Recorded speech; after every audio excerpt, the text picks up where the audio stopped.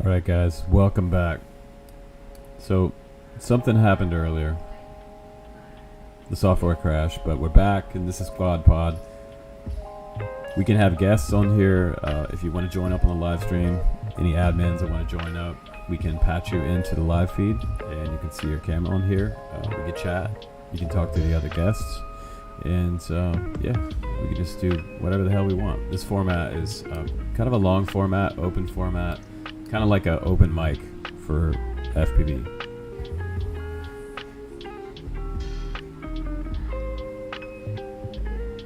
Let me know how your audio is doing.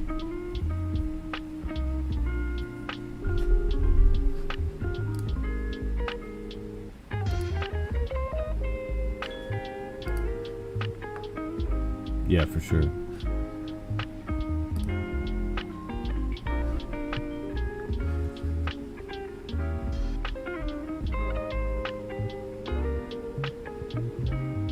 Oh man, Shadow, that's not good. Yeah. You know, when you're trying to rely on a piece of software to keep your ass safe, that's stressful. Not like this. This is just coffee and quads. No one's gonna die. But when you're trying to find out who's over that next hill and they have guns and they're looking for you, that's a different story. Support our troops. Cool. Welcome, Luis. Luis is an admin as well. Shadow admin. Gotta keep those spammers out of here. Luis, I got your radio right here, bro. I got you.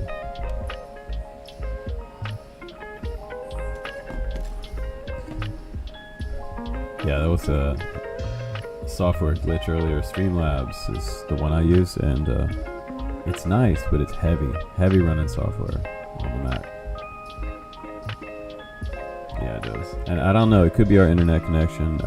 I gotta get the internet here upgraded. Right now we kind of have what I tell my girlfriend, it's like a grandma internet. Yeah, she's gonna kick me out. But she joined us on the cast last night. We did a Christmas drone sale. It was the first volume 1. We'll probably do another one. Maybe volume 2 coming up this week. Maybe like by Friday or something. But this morning, I'm playing Santa Claus. I had tons of drones to pack up from yesterday. You guys kind of cleaned me out yesterday and kind of asking for more. The ones on the screen there underneath Quad Pod are kind of the ones that are left from yesterday's stream. But this Vampire Pro here is going in the bag. I should take this shark fin off the top, because that's going to poke through the envelope. Yeah, I tried to use OBS, man, but OBS, again, like, I hated the format. And the learning curve on OBS is pretty hard. It's pretty deep.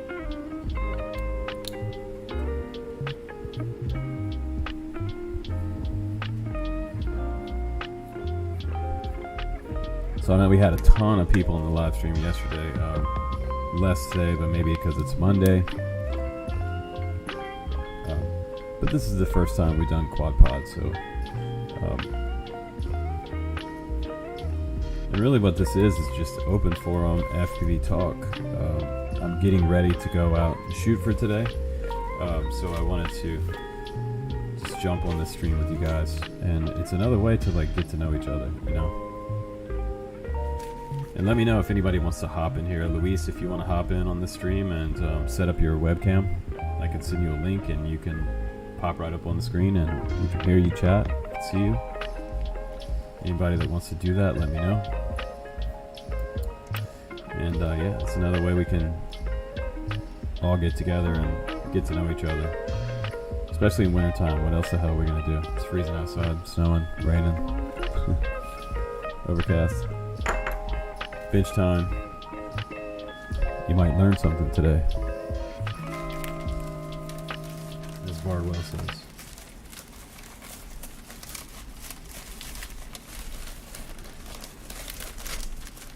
I should really write the address on here before I put this quad in this package.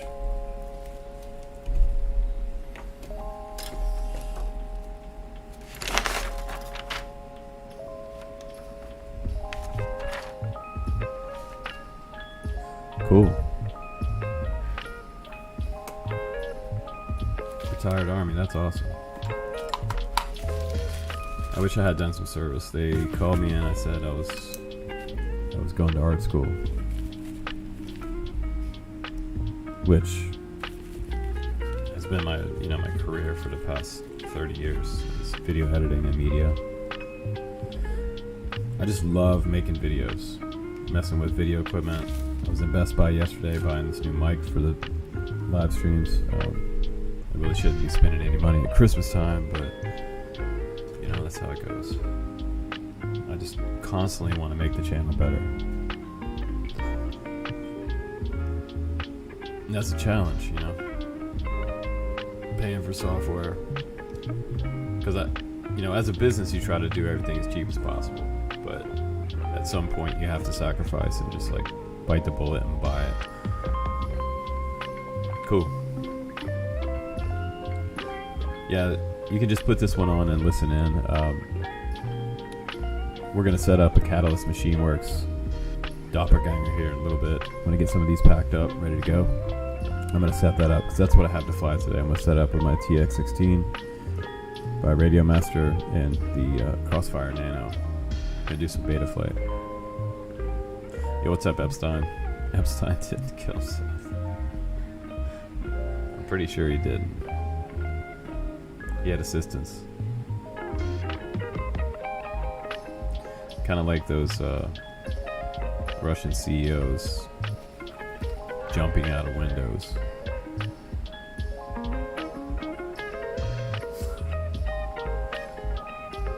Yeah, he jumped out a window. He had billions of dollars in his bank account. He decided to say fuck it one day and jump out a window. That's what I'd do if I had $1 billion.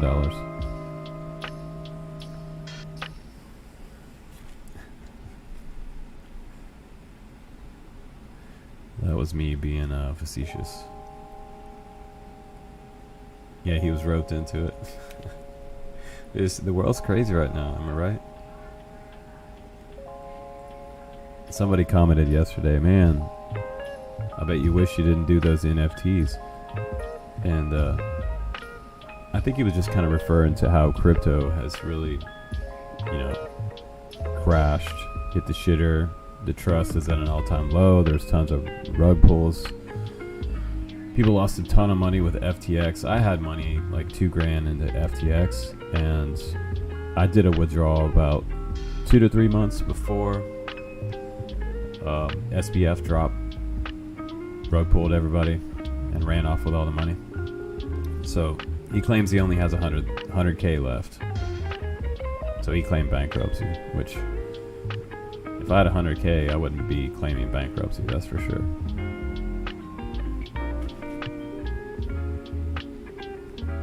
So that shit's fishy.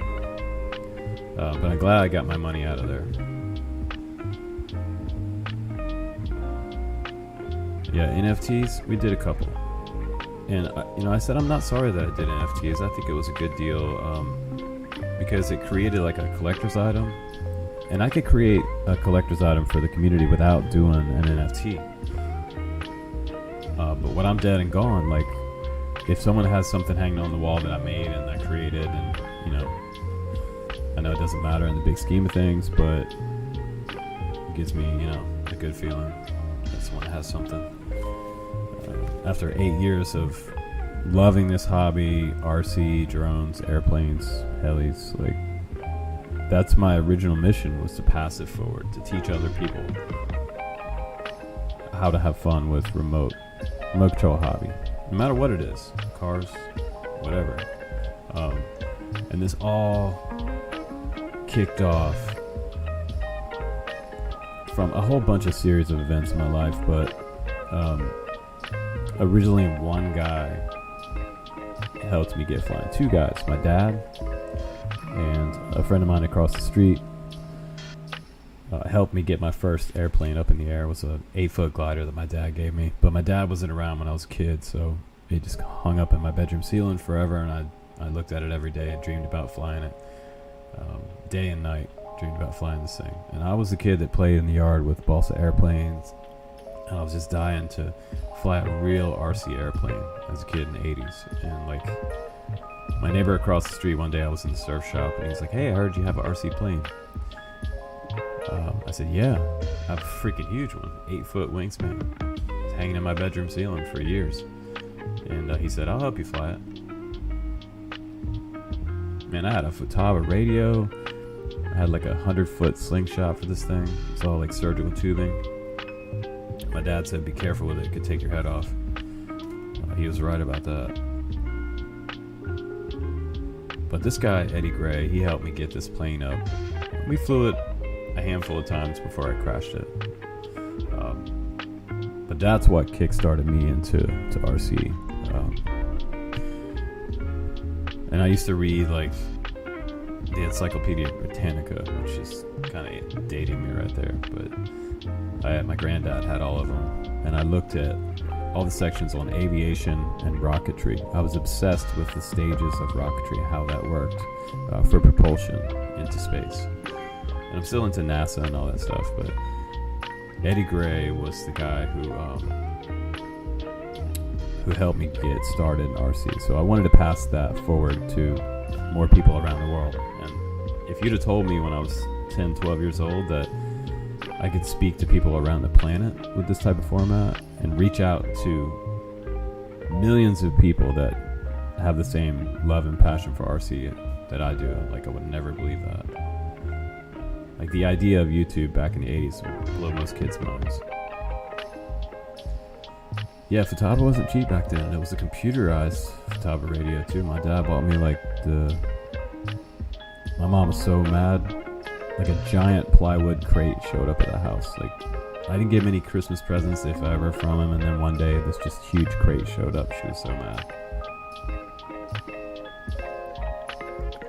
It's the biggest thing I ever got in my life as a kid. Like, that big plane. But mom's love is forever, Like, nothing compares to that. But even though my dad wasn't around, he loved me.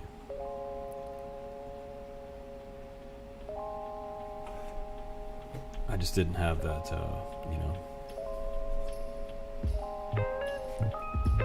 that fatherly influence right there, except for my stepdad. He did what he could.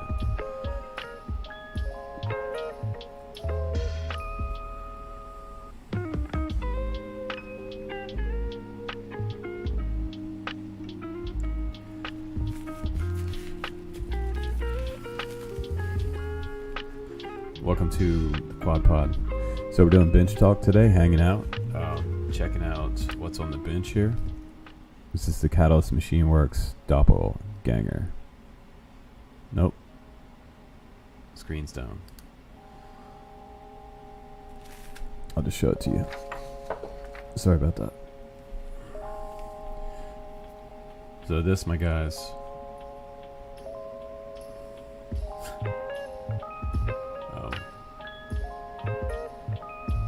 this thing's badass.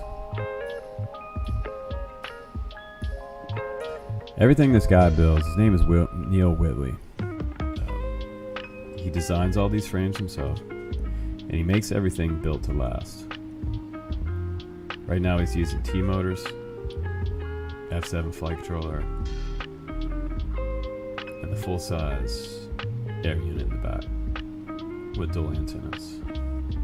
TBS Crossfire. I mean, this thing is the shit. So we're going to test that at some point today. So that's what we got to set up during this podcast as well. And take care of all the Santa stuff. I got stuff to send you guys.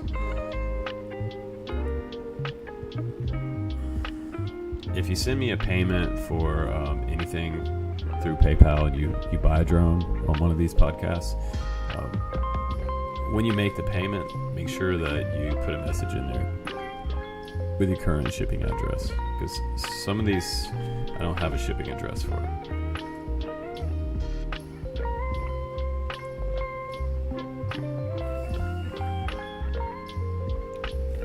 But it's got to be in the payment.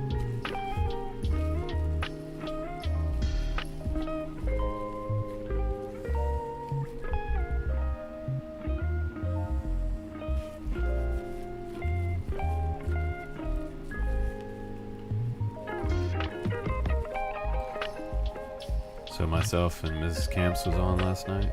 You would have got to see Mrs. Camps last night doing some shots. That was fun. I got a little buzz on. Someone said drunk camps. He's right.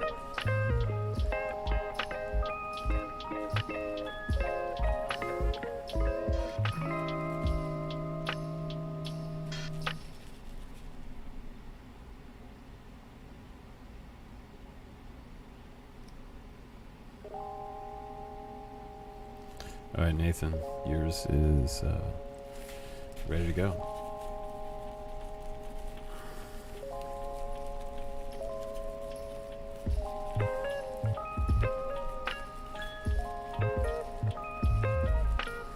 Santa Claus today, sending out drones.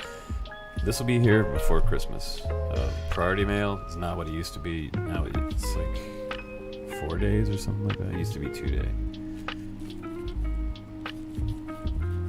This shit lately, everything's more expensive and takes longer.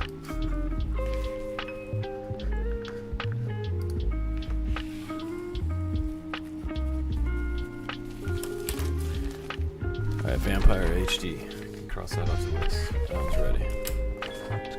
Bag it up. Bag it up. Alright, check out the chat I might have missed. Thanks for hanging out, you guys. Podcast you can just kind of let play. So this one's getting bagged up. Put a little extra tab in there.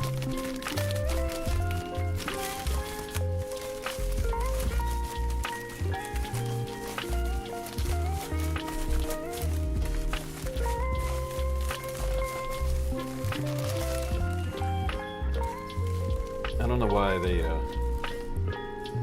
if anybody works at USPS, let me know why they hide these things under the counter. These bubble mailers, they won't put them out for people.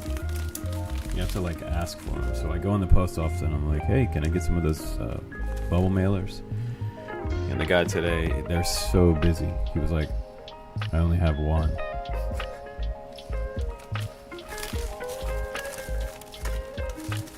I'm like, any of the other guys up there have a couple bubble mailers? Guy hands me a huge stack. Like, there we go. He has such orders.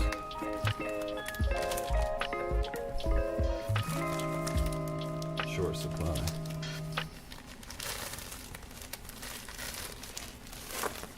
Alright. Nathan? Boom. Yours is all ready, buddy.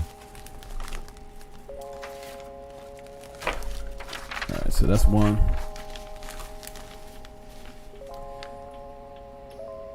Kevin asked, how much for the last quad?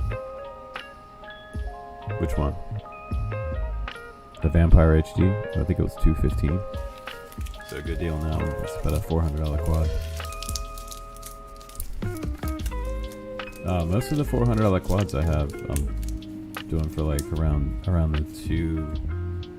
215 to 250 price. Snap into a Slim Jim. That's what I'm talking about. Alright, so on the screen right up here, this side, here, you can see this list right here, and that's some of the stuff that we had left from yesterday. So anybody that wants to pop any of that, sick prices on all of that stuff. I gotta check this list again because make sure some of this stuff's not sold.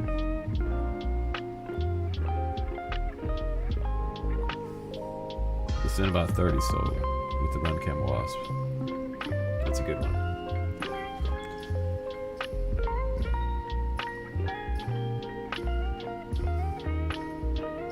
Oh, that's cool. Shadow.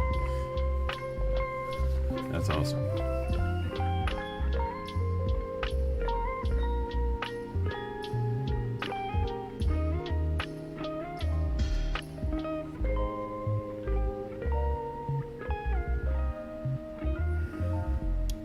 So, apparently, Matthew says, not sure if ELRS has the same or that much more range. I've seen some really far tests with ELRS lately. And the new Ranger that just came out, Matthew, if you don't know about that, you got to check out the Ranger, the full-size Ranger. It has a big aluminum metal casing around it. It's like a giant heat sink, and it's around $100. They're saying that this thing will do 150 kilometers. So that's way out there. But,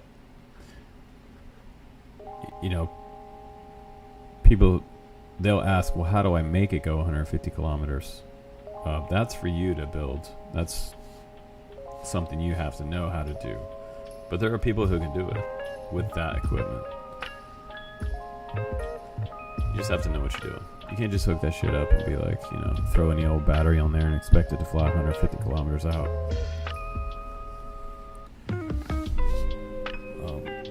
The guys asking those questions, a lot of them have never even wired up a GPS. So that's like the first question in the drone community. How far does it go? When I had a store, Drone Camps was a brick and mortar store. It's the first question people would ask walking in off the street. We get folks coming in. There was a seafood restaurant next door, and we're getting like some fried shrimp or something. They come next door and be like, "Hey man, how far do them drones go? How much for one of them drones? Aren't those things illegal?"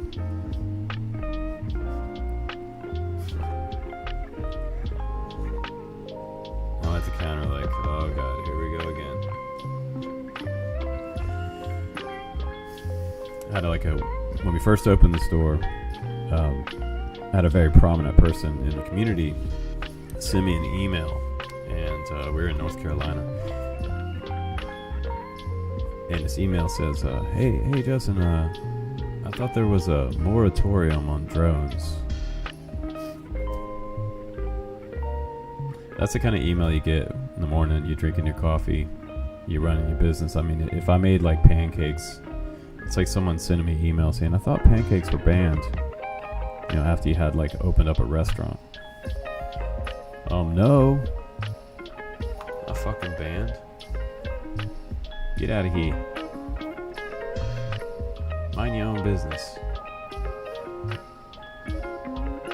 People love to tell you what you can't do, right?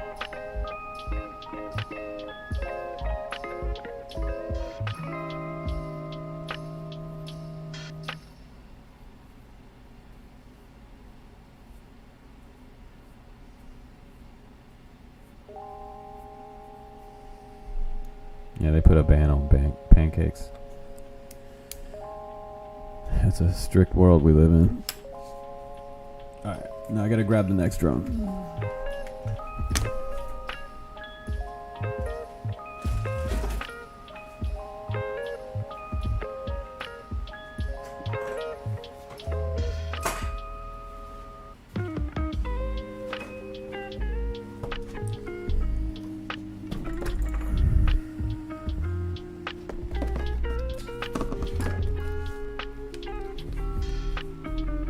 So the way this is going to work, when you make your payment, make sure you put a note on it with your address to ship to. Because those of whom yesterday who bought a drone and didn't put their address in the PayPal field, yours might not ship today. Because I won't ship anything until we get that straight.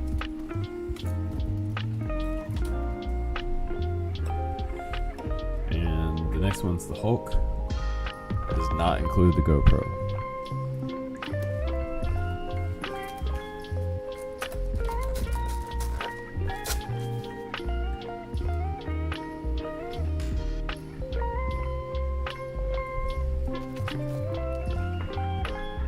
Yeah, I wish I had some pancakes. I did make some farm fresh eggs this morning though. Coffee.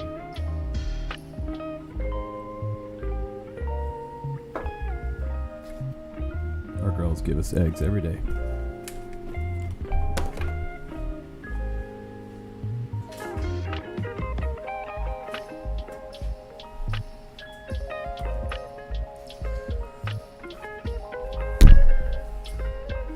Yeah, Kevin, this one sold last night, so we're breaking it down right now. Right now, I'm just breaking stuff down and packing up mailers. Quad Podcast is basically a new bench style format. We're just hanging out on the bench with some FPV talk.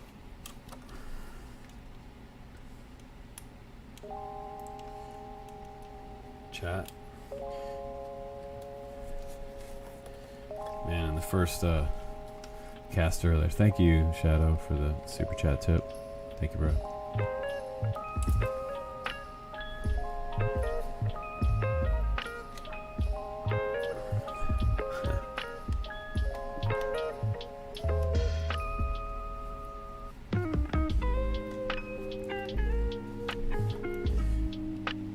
Yeah, I'm not giving away this GoPro.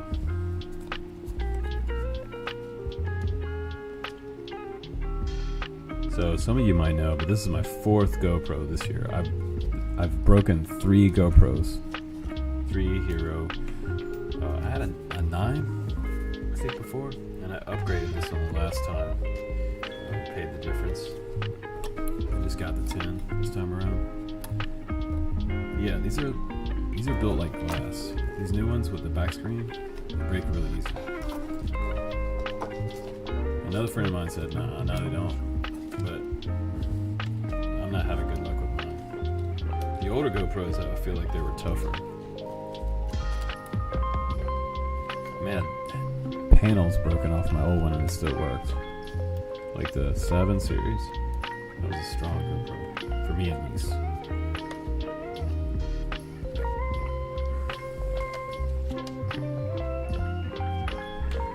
That's cool, Shadow.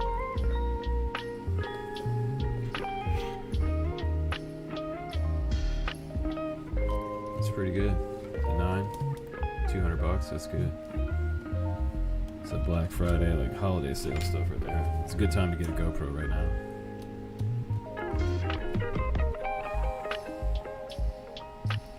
Well, this drone already has a bunch of padding on it for the mail. Just leave this on there. Take the props off. Yeet.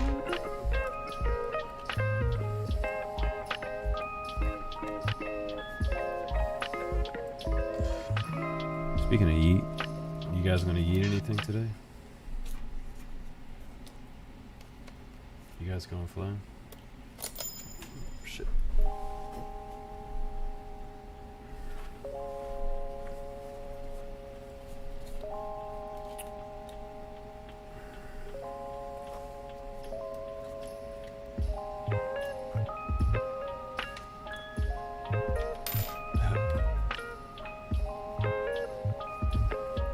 What else are we gonna do, Lambo?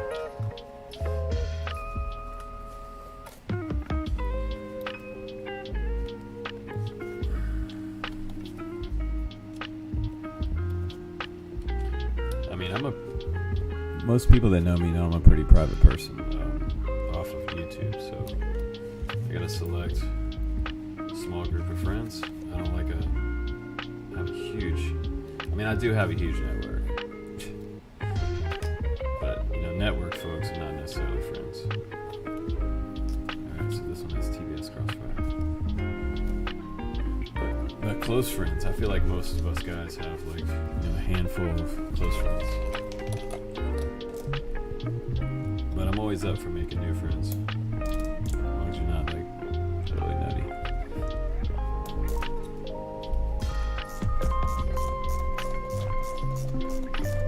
There's some freaks out there. I know I'm one of them. I'll tell Nana. Oh shit, bro. It's nice stuff right there. I'll tell sent me emails for years saying they were gonna like send me one of their drones for review. Never freaking did. I guess that Captain one guy got my drone or something. I don't know.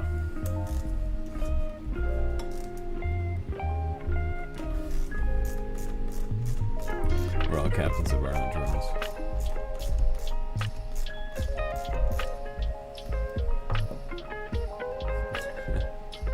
We thought we were friends, bro. But the point I wanted to make about that was that this is the format. Basically, it's like an open forum, way for me to get to know some of the subscribers that come in and hang out. It's kind of like a live Discord in a way, you know. It's basically the same thing. You can video stream in Discord now too, but I like YouTube better.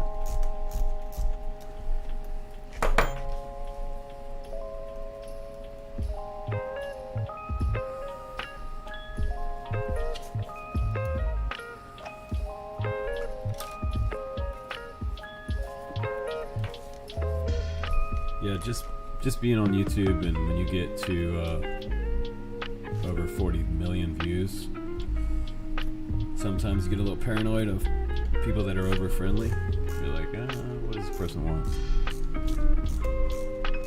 99.9% of the time, they always just being totally friendly. They sing a carol. Now let's switch up this music here.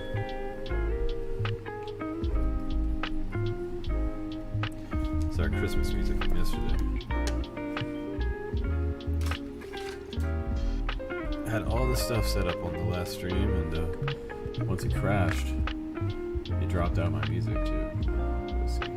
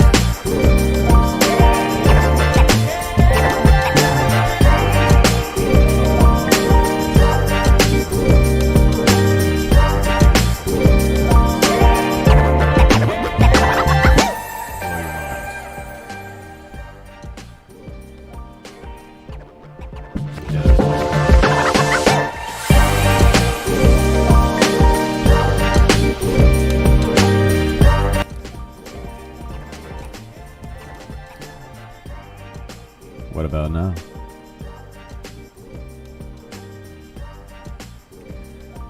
I think the sound file was... Yeah, music 90 there for a second. This software sucks.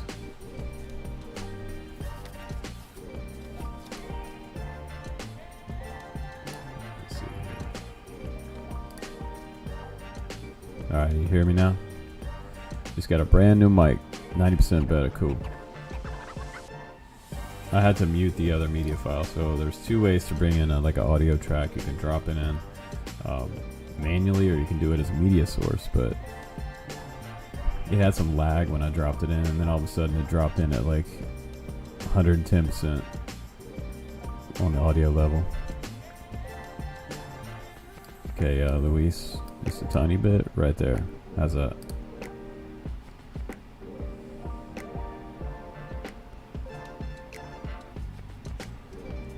Yeah, I brought it up just a little bit. I can also turn it up here as well. It might have got turned down yesterday. Check, check, check. Mic check. Check, check. I don't want to like overdrive it. Let me know how that does.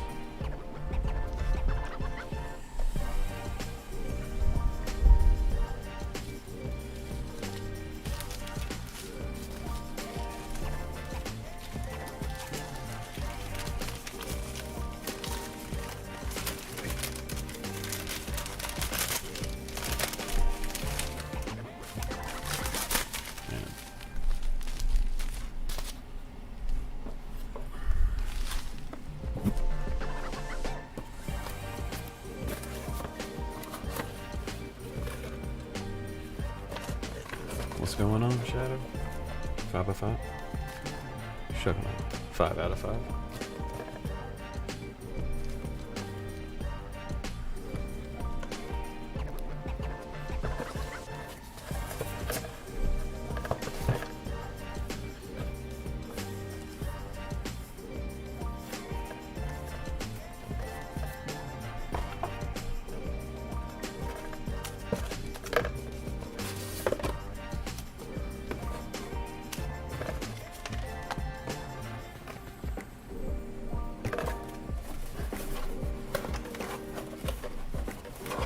So that's good. You guys hearing her good now? Let's check my audio level. It sounds good in the headphones.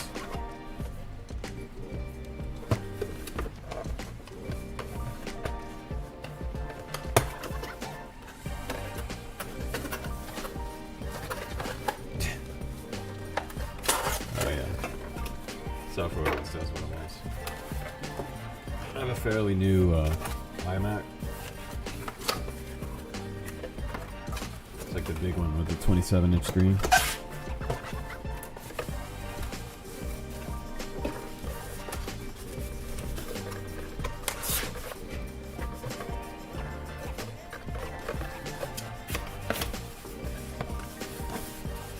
Super nice of Neil from Catalyst Machine Works to send us the doppelbanger.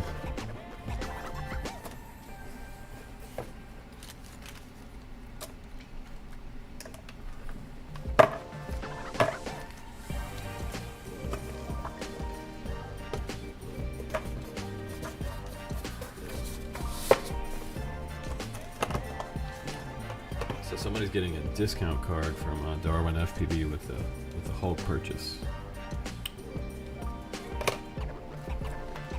And some props, but not my GoPro.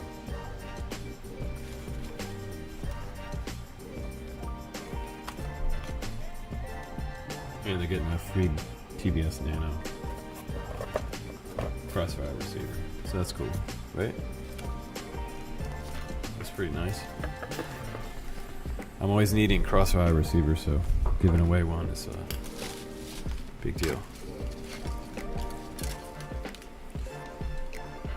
It's possible, yeah. What's up, 413?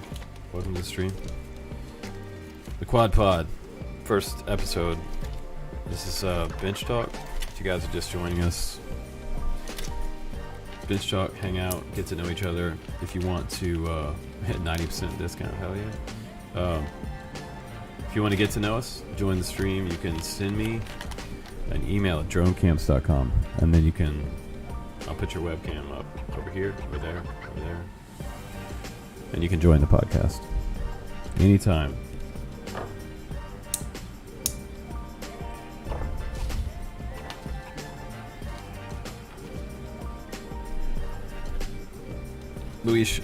Luis, I should find you a price on that Zero if you're still with us. I think you said you were going to let it play in the background, but we did crash.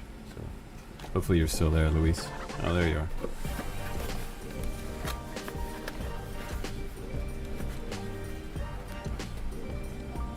The Chancellor? Bro. That sounds cool.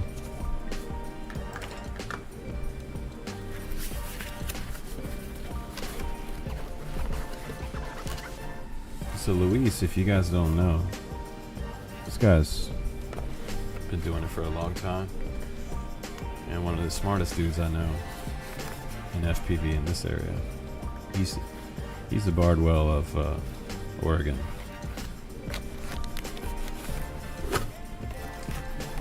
Try and blow him up a little bit. He could have his own YouTube channel if he wanted to.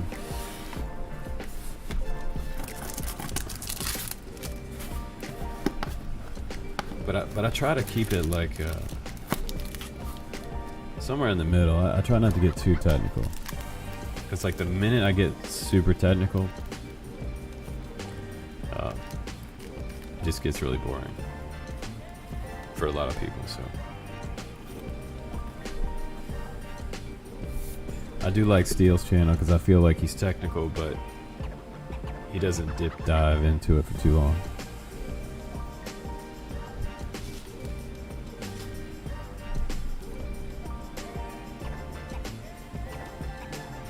But I do love like Bardwell's channel for what it is. Speaking of technical, Matt's tech's pretty technical.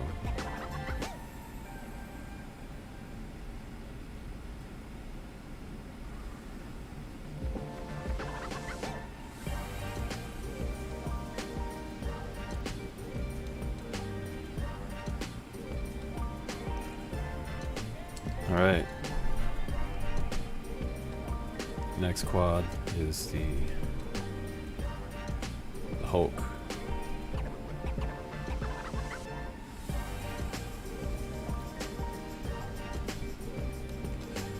That was one of the first ones. Going out to my man Josh. It's an analog waterproof quad, 5-inch. I'd like to see a DJI 03 version of that. That'd be sick.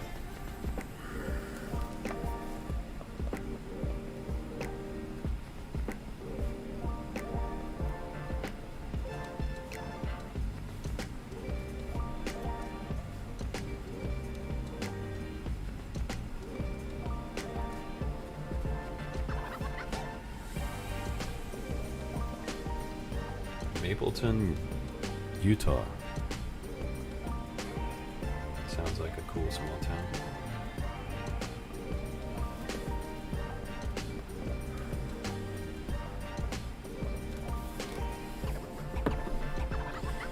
United States.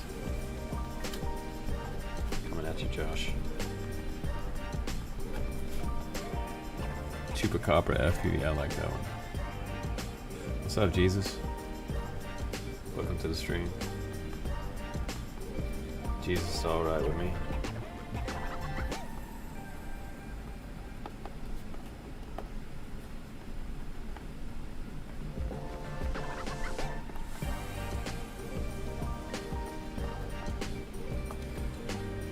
Alright, Josh, you're good.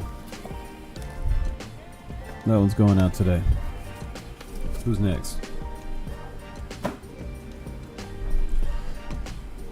It's like the drone cam shipping department here today. Alright, so Josh.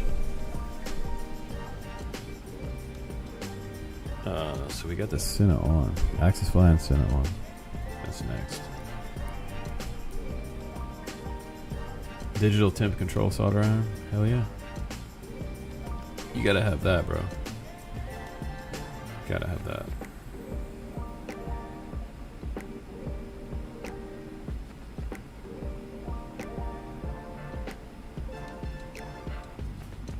Uh-oh.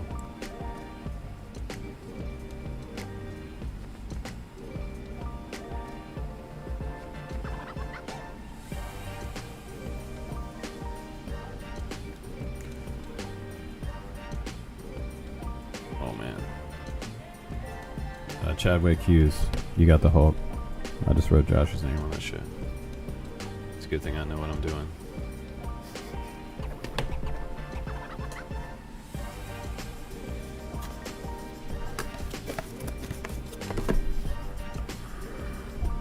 Hold up.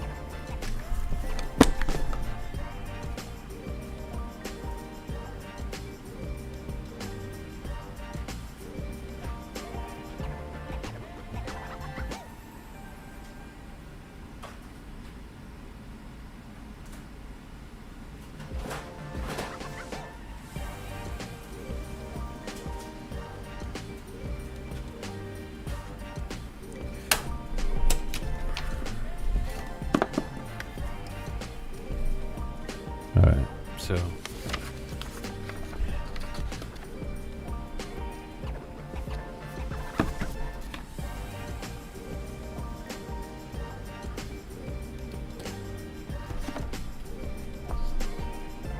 so Alan wanted to hold the Nazgul 5 V2 till Friday or Thursday, he said, but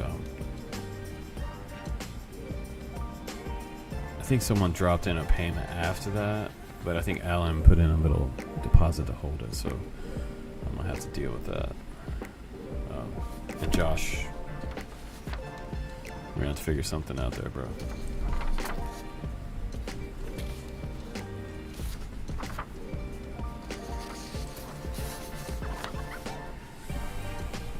So the Hulk's going to Chadwick.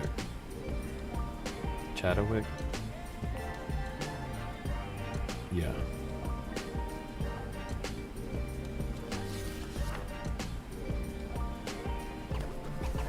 Dude, you're right in Oregon. I'll just come see you.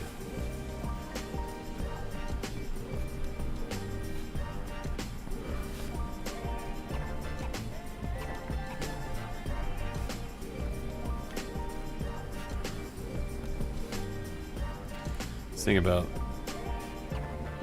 doing stuff by yourself, you know, you gotta really pay attention.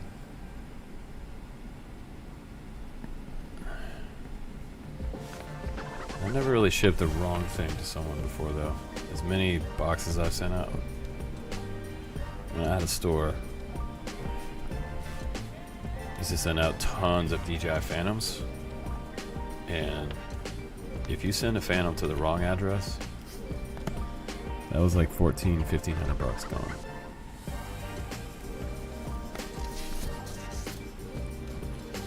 This is a little easier to deal with. $100-200. Much cheaper. Alright. Let's get Chadwick taken care of here. Just gonna check out the chat. We got Jesus Juice. What's going on? Get some of that wine. Bundlefly says he's 90% attempted to pick up that America.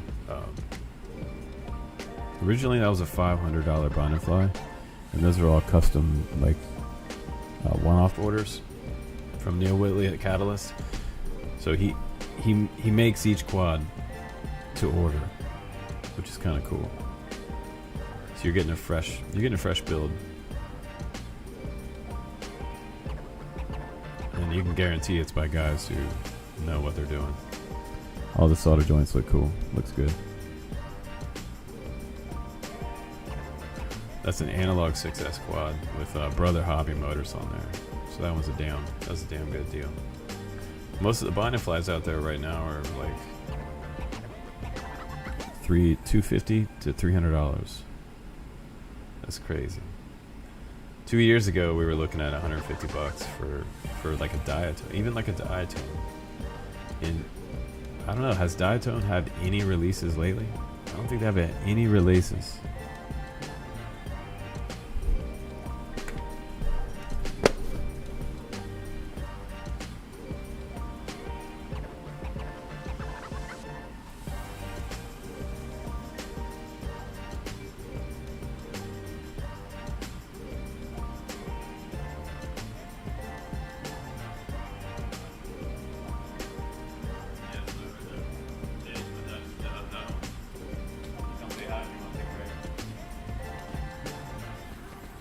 Whenever.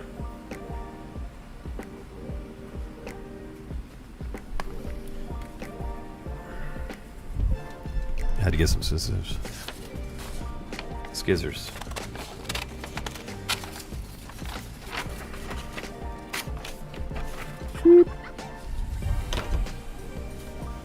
So who's flying analog, who's flying digital? Or are you flying both? Are you flying ELRS? Are you flying Crossfire?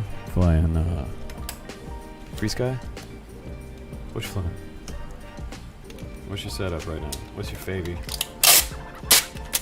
quad? Tell me what your favorite quad is. Favorite setup.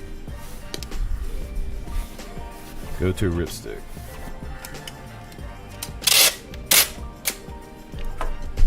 Components, shipping, everything's expensive right now.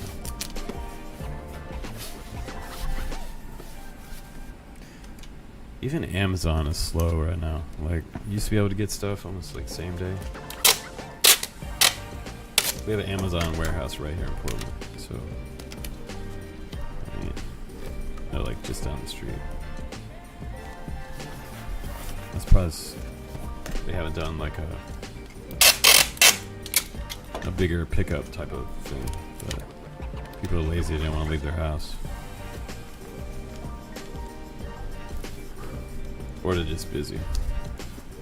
I can understand that.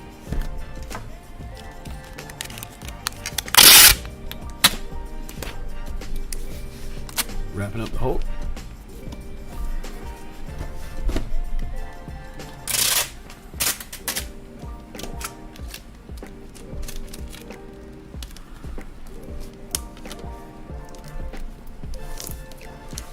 I can't believe you're still analog, Luis. It's crazy, bro.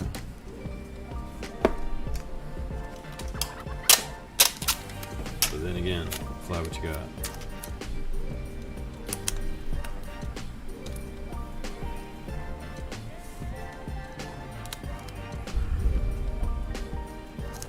I don't know how I feel about Walk Snail. I emailed them months ago. I'm like, hey, Walk Snail, send me some goggles for a review. We can review all the rest of the Walk Snail goggles.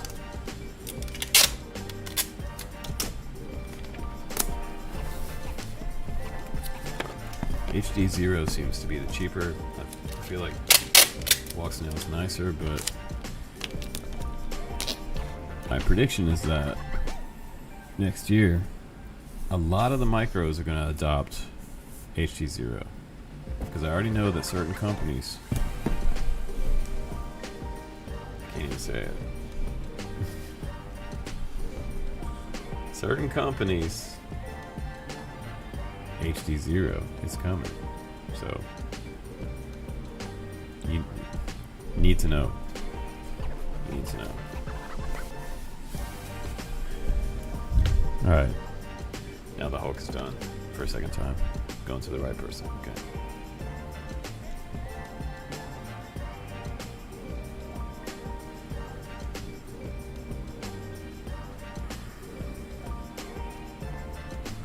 Alright, next box we got going out to Georgia. I said that right, didn't I, Harold? Georgia. Georgia.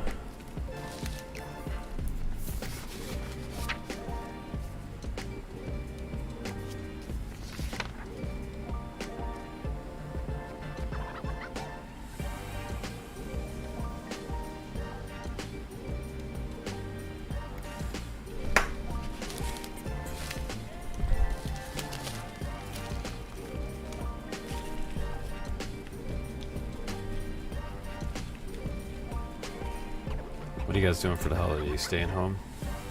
Are you going home? Go and hang out with your in-laws, your family. Have a Friendsgiving. Or I mean, not have a Friends Christmas. Christmas by yourself.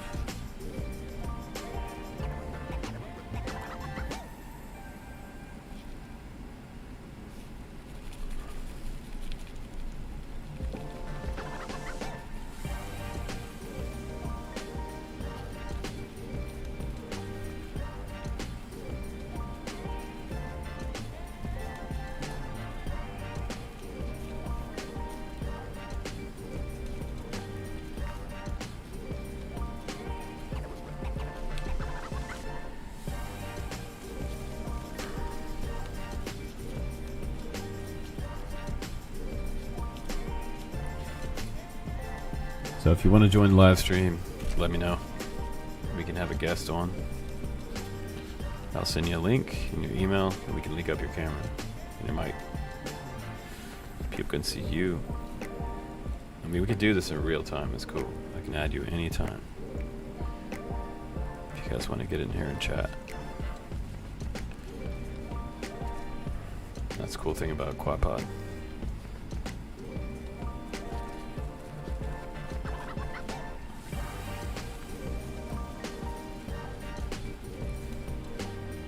Alright, next one's going to Harlem, Georgia.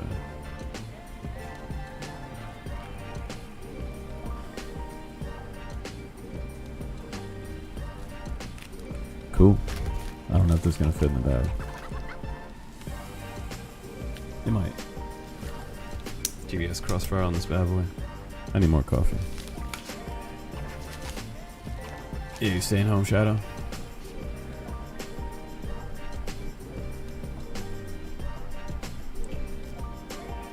I mean, I am a fan of like fly what you got. Just like it's so expensive trying to upgrade to the latest greatest thing. Like I don't have the extra cash flow to go jump and buy some walk snail goggles just for the hell of it. I kind of splurged and got the goggles too, which I shouldn't have done, but it was like I felt like it was the right thing to do for the 03 reviews coming up, and otherwise I was going to be screwed and I wouldn't be able to do it, you know. So I lost money on that one.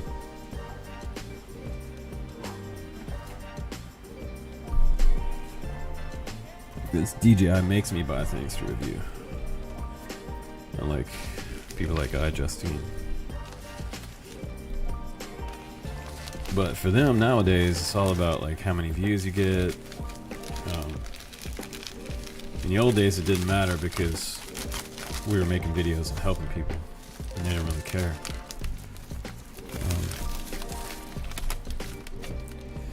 But it was usually like a third-party company. I did get a couple DJI drones, but it was from like companies that already had bought them or wanted to promote. Like one company just wanted to promote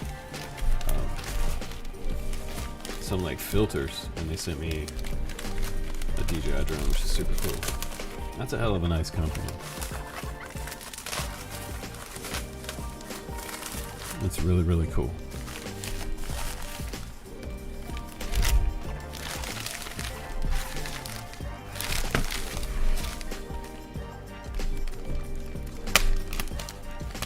Man, this sticky tape on these flat rate envelopes reminds me of like the sticky tape on like my kids' diapers when they were kids, when they were babies.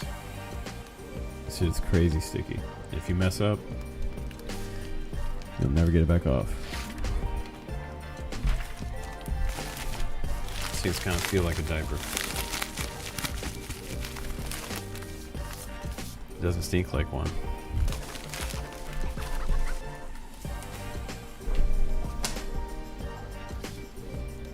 Alright, moving on.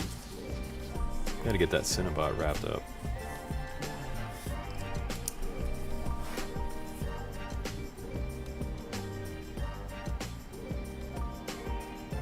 Alright.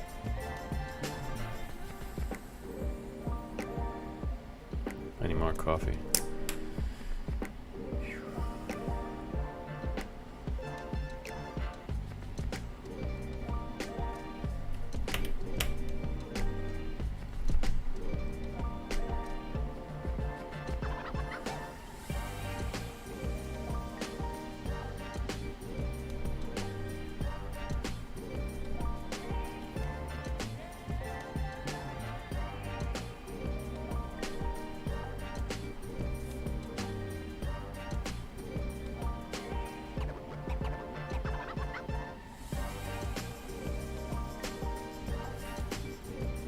Alright, Axis flying center on. Axis. Let's go to Pennsylvania. Yeah, it's cool, Josh. Move forward. Cinnabot was a good deal. Really like that quad. I gotta pull the GoPro off that one too.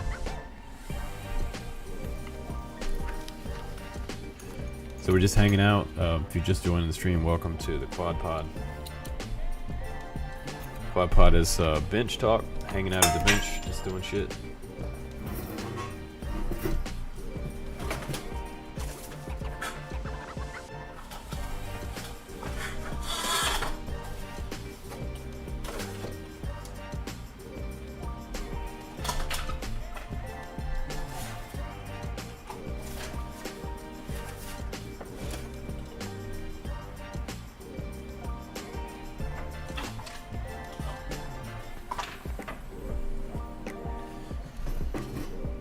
I gotta get some new carpet under me.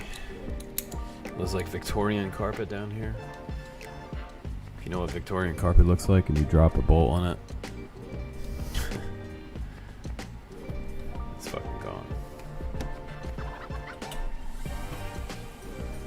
Alright, so we got the center on. This bad boy right here, I'm not sure if it's gonna go in an envelope.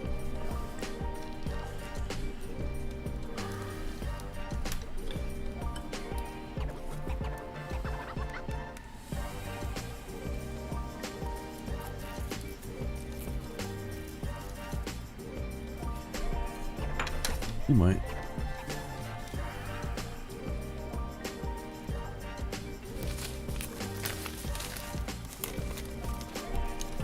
Yeah, I usually get them out same day or next day.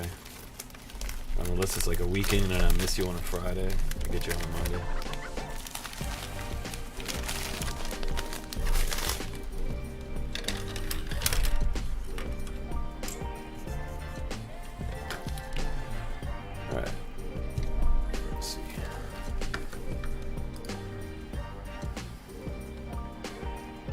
The TE 18650s? No, I haven't heard of those.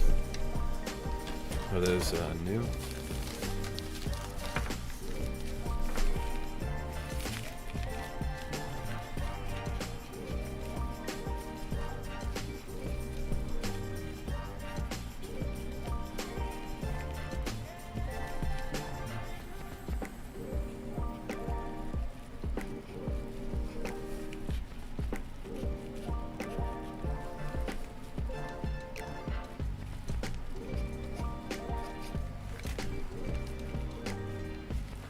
DJI FPV drone is nice. It flies good. I don't like the props in gear. It's not good.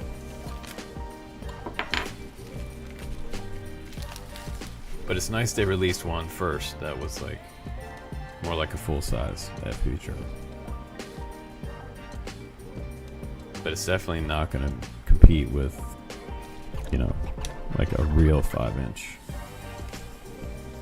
Not going to compete with something like this. If DJI builds something like this, everybody be happy. But they're too busy making their drones look like the newest iMac or Apple product. So you may never see them have something like this, unless they did some kind of white pod over top of it, or gray, or whatever. Make it look like an egg somehow.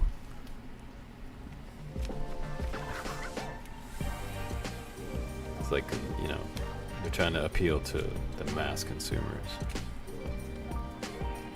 They want to sell.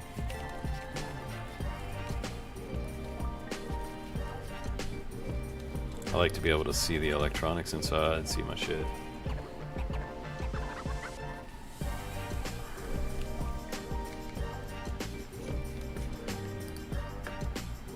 Alright, I'm just gonna double check on my man's address here.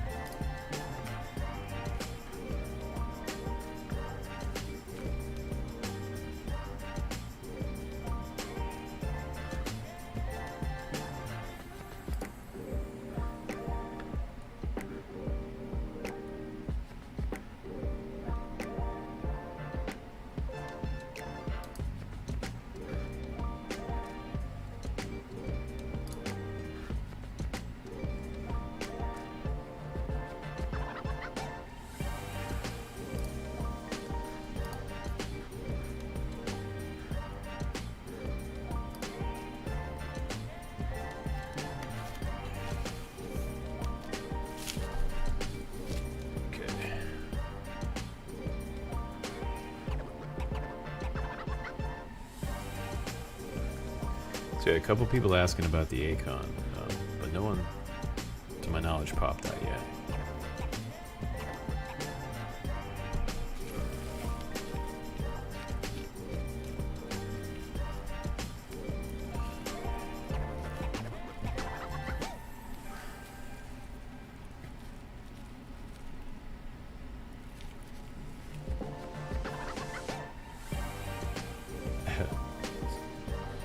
I want an FPV snowblower. That'd be cool.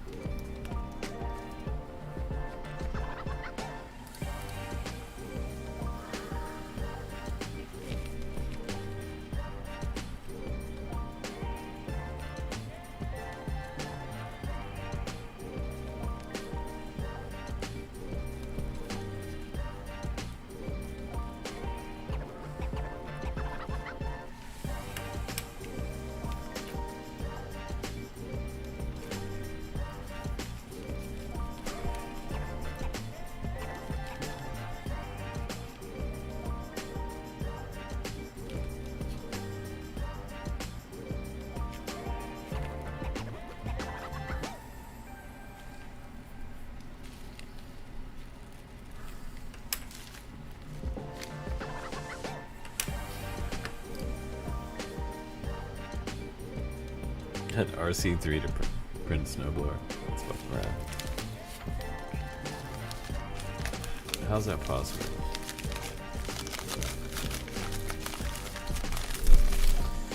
It's almost time to set up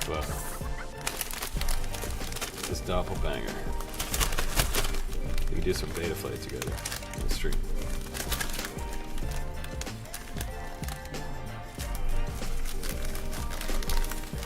Still haven't broken my record stream yesterday of almost 4 hours. It was a long stream. It was fun though. Just hanging out, having drinks. Oh, here comes FedEx. Dog will hunt.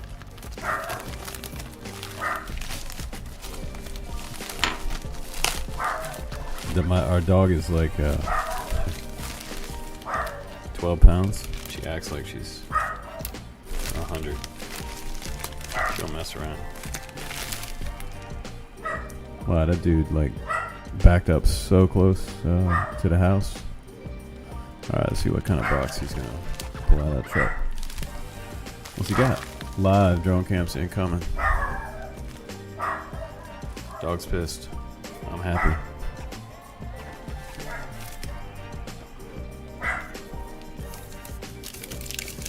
Alright. Moving on. Yeah, doggy doorbell. Freaking. It's amazing. Like, I'm trying to make a video or review and that dog starts barking like all the time. When we first got her, I don't think she barked for 6 months. Alright, next one going out to Pennsylvania. That one's done. Sent it on. Packed up and ready. I'll show a couple more of these. Then I gotta get straight with some addresses on the other ones. Oh yeah, dude. She got little doggy syndrome. She's pissed. With the old New York. Shut up.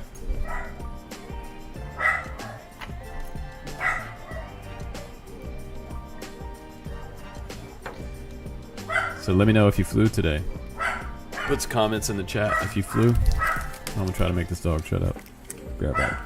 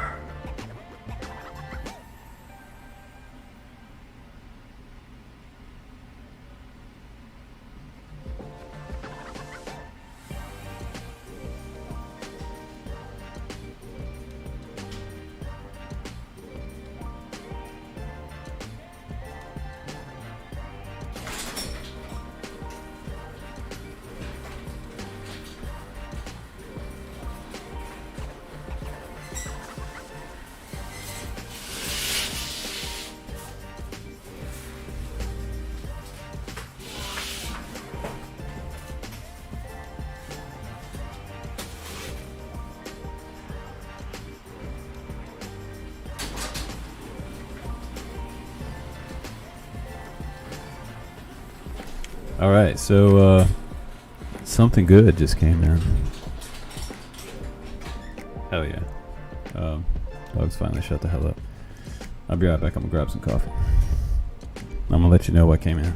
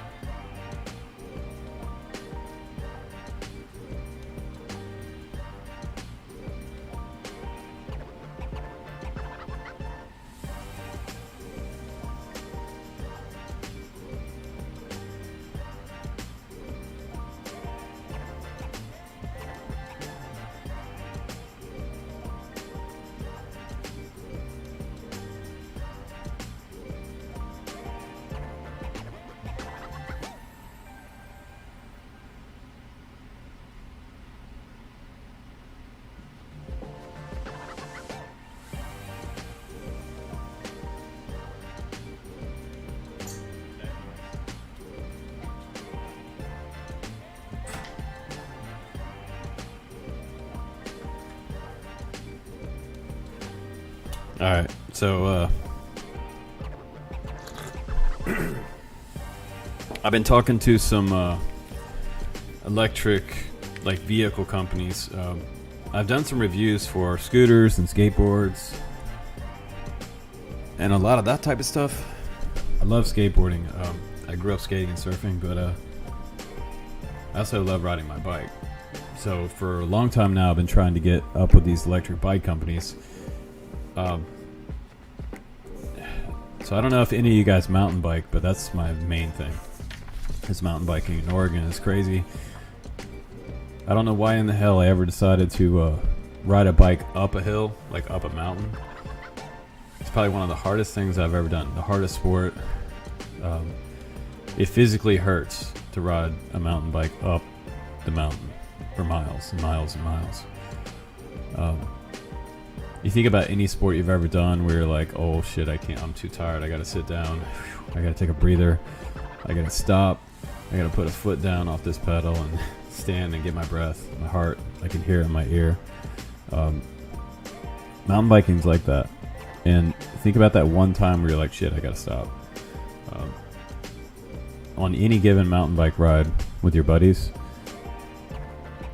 I feel like I need to put my foot down about 1,000 times during that ride if we're doing 20 miles or something.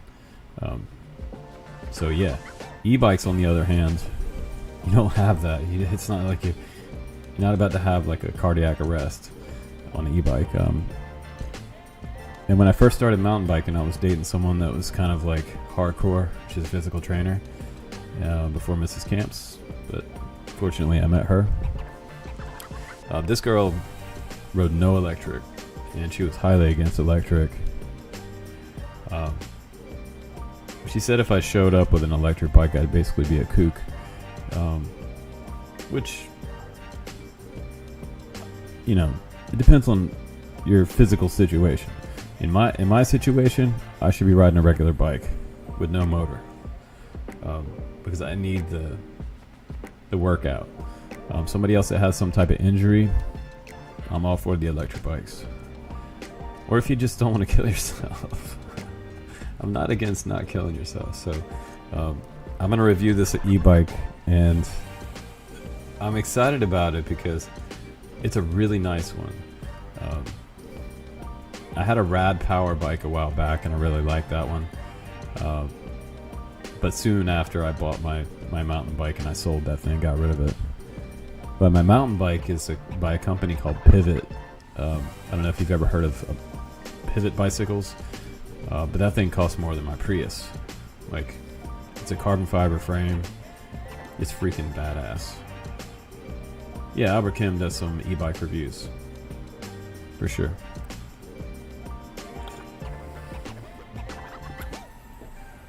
But I have worked with these electric batteries, and I know a ton about electric batteries, the power systems. We've done even some power station reviews, and I love rechargeable batteries. Like, it just falls in place with drones and GoPros. cameras, radios, pretty much everything we do here on the channel. Get a Sir Ron. Oh really? For Trek? That's freaking cool, dude. That's awesome. Wow. Signature series. I love the paint job on my Pivot. Yeah, Brent, if you know Trek, you probably know Pivot. It's a bike that I ride by on the mountain and people are like, ooh, nice bike. The girl I was dating at the time said not to get Specialized. She's like, you're gonna be a kook. See, I hate that Albert took his awesome sweet jumps. Dude, I would love to see him or there's another guy I watch. He's like a black guy prepper, lead farmer, I think it is. Look him up on YouTube. He's funny. He's an old school black dude, and he just did an e-bike review a couple days ago. He's a big dude, but he's like 73 years old, and so for him, man, he was riding all over town with that thing, like having a ball, having a blast. And it was kind of a smaller cargo bike style one, and even though I know he's at least 200 pounds plus, and he had the best time. He said it was a good ride. They had these fat tires on them now, and they're cush. They're like a beach cruiser. I grew up on the beach, so any big bike was a beach cruiser. I like the Rock Hopper, Stump Jumper series. I thought that was a cool bike. Like, Specialized was kind of a thing for a long time. But when she talks about don't get a Specialized, it's getting into the area of like snobbery a little bit with gear snobbery, and that happens in the quad community. I mean, unless you're not running like premium ESCs, the coolest props, and I'm not going to name names, but they are.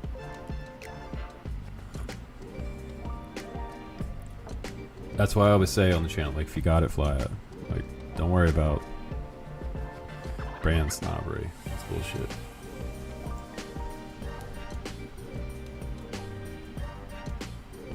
And a lot of this shit's made in the same factory by the same people with some of the same parts. Because the manufacturing districts in China, everybody knows everybody. Especially in Shenzhen. How you say that? Shenzhen? I always say it wrong. But I do want to check it out sometime. Yeah, there's a big debate. I'm on some of the Facebook groups about, strictly mountain bike group, not e-bike mountain bike group. But there are e-bikes that are mountain bikes. I would love to get one of those, but those are probably $8,000 to $10,000, which I'm not going to be fortunate enough to get for free for review. But there is a bike shop in Hood River. It'd be cool if we could hook up with them and do some mountain bike, e-bike reviews. I would probably run into my ex-girlfriend out there. We're on a trail somewhere. She'd be like, "Fucking kook."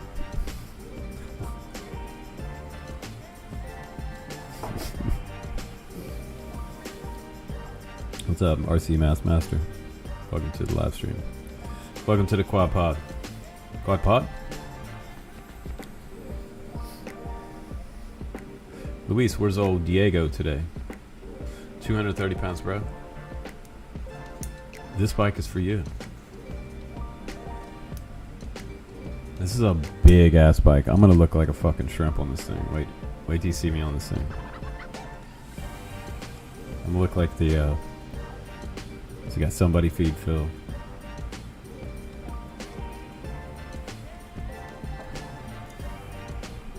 That man is skinny. But shit, I was always into bikes. I used to do the bike-a-thon when I was a kid, and these little old ladies, I'd take this little sheet around, and I'd be like, you want to sponsor me per mile? How much would you give me like per mile on this sheet. Like, you want to write your name down and sponsor me? And most people would give you like a quarter a mile, because they thought, this kid's gonna probably ride 5 miles. I'm gonna give him a couple bucks and be done with it. And some people would sponsor me $1 per mile. So I got my little BMX bike. I get out there and I'm passing people. I did 20 miles on the bike-a-thon. It's like a kid's bike-a-thon. I think I did 10 laps around the village where I live.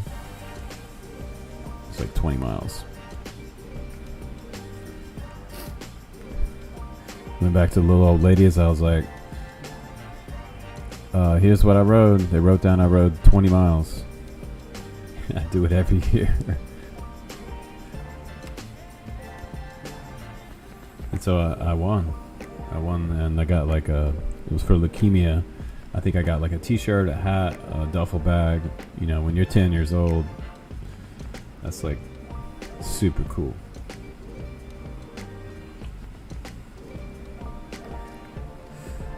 I've streamed some of my followers' flight footage off YouTube separate stream. So like a separate YouTube channel for just flying.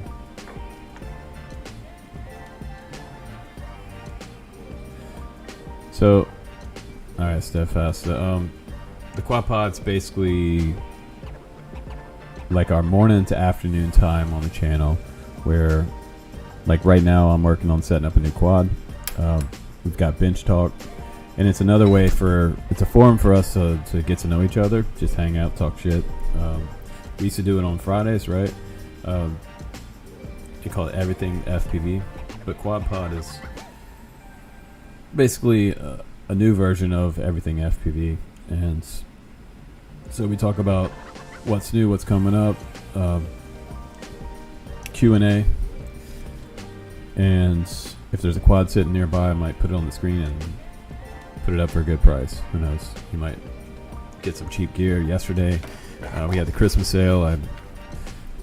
I got rid of all kinds of quads to you guys, and even some like video aerial systems upgrade. I bought this one myself, and I sold this one for like $40 half price. And this goes on the DJI goggles V1 or V2. So Cyclops HD VAS antenna. Really nice stuff. But I just need to make some deals for you guys. And I'll probably be hoarding this for a while. So funny, I get something crazy hot like this, and the second day or the first day after the review, somebody say, "Hey man, can I buy that thing?" I'm like, "Nah." Message me in like 30 days. Give me some time with it.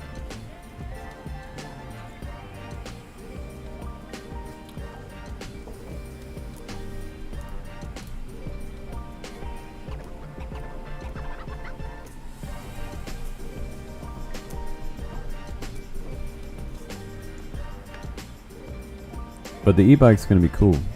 We're gonna do some trail riding with that one. I know a lot of dudes do their e-bike reviews like around town. I might do a little bit of that, but I also want to take it on the trail. It has some kind of knobby tires on it. So they're not mountain bike tires. And this thing doesn't belong on anything like hardcore. But we got hardcore trails in Oregon, like 20 minutes from my house. Like out in Sandy. Sandy has some crazy downhill stuff. My ex's, what am I talking about? My current girlfriend's ex broke his collarbone at Sandy. He went over the handlebars, landed on his head. I did the same thing, but got lucky.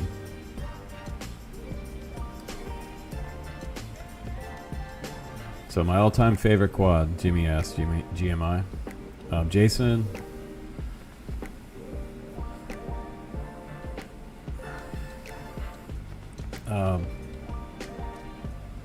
my all-time favorite quad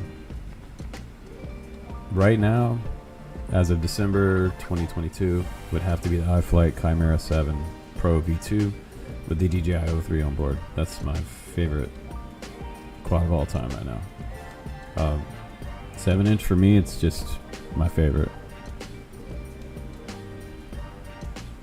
It has GPS, crossfire, DJI O3, and it has a covered up O3. So they put the side skirts over top of it.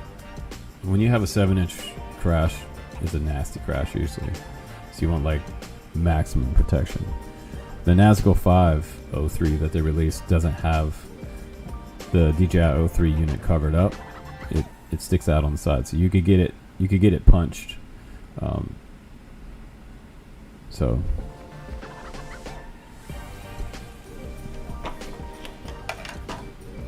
all right, so I'm gonna take a break from the packing, and I'm gonna go over to Betaflight, and we're gonna do some setup of the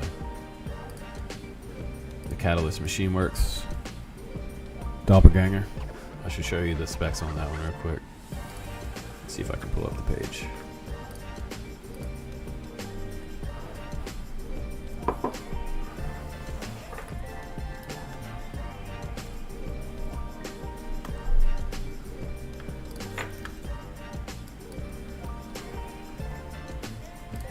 CatalystMachineWorks.com.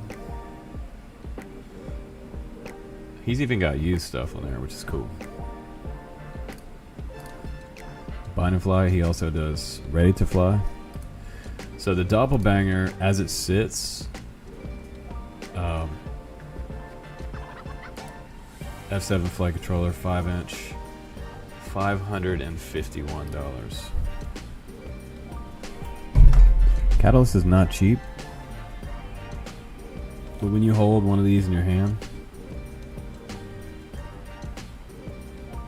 you know it's quality. The frame feels super durable. I think we have like 6-inch or 6mm arms here, like super thick.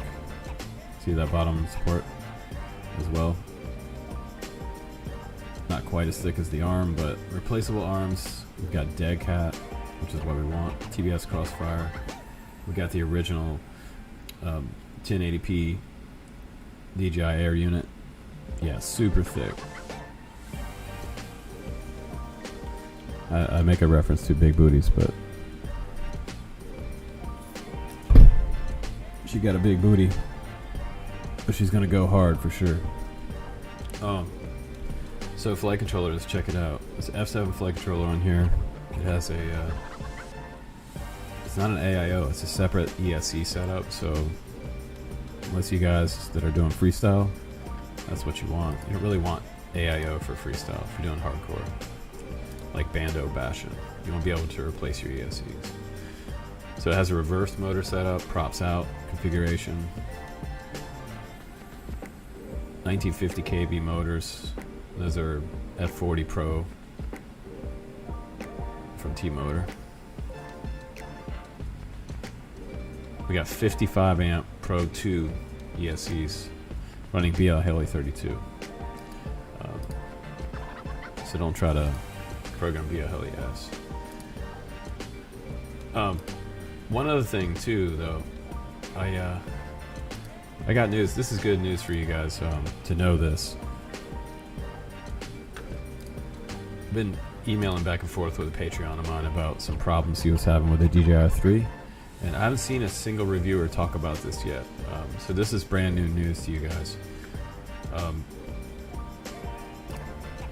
But we were having Jello in one of the units, and I thought, well, you probably, we're going back and forth. I was telling him all the things to do.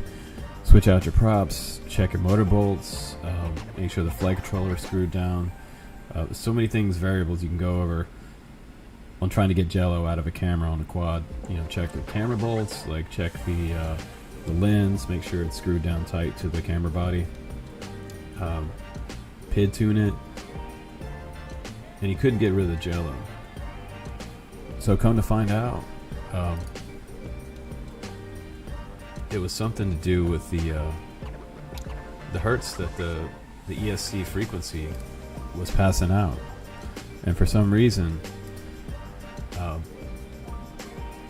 96 kilohertz setting was really bad for the DJI-03 camera.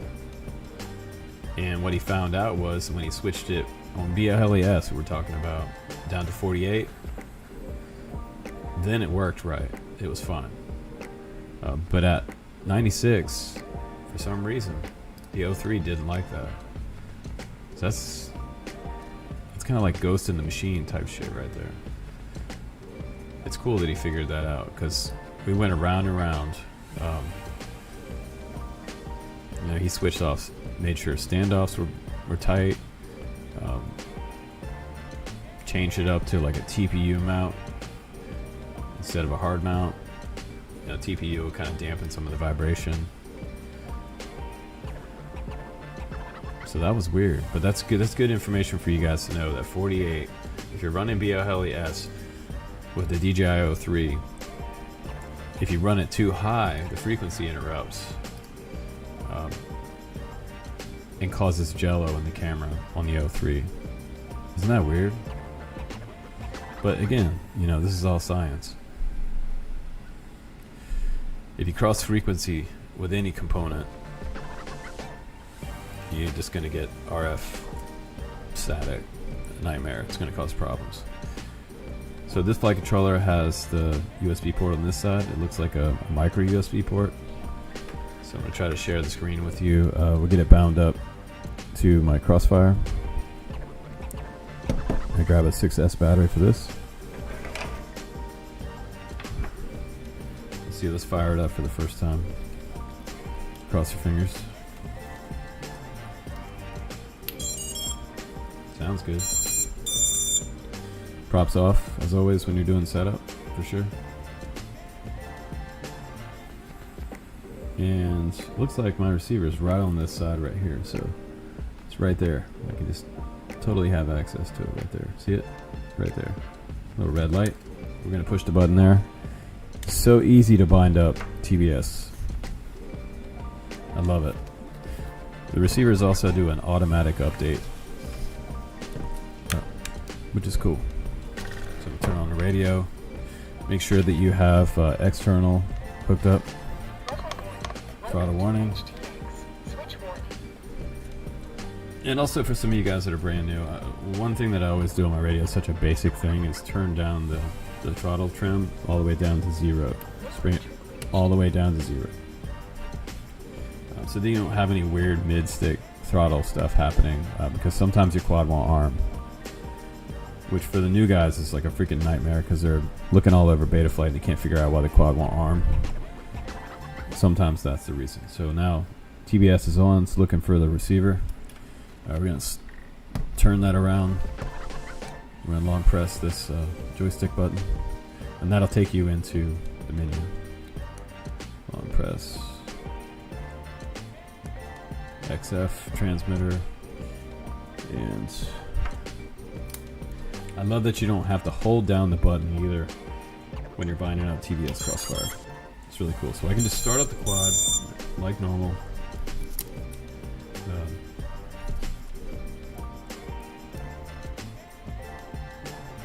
And the light's right next to where the button is. So I'm just going to hit bind on the radio.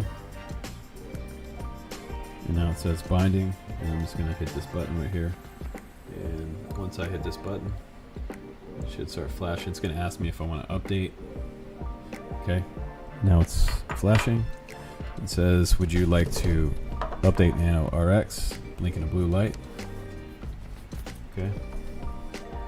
So once we do that, it's going to start to auto update.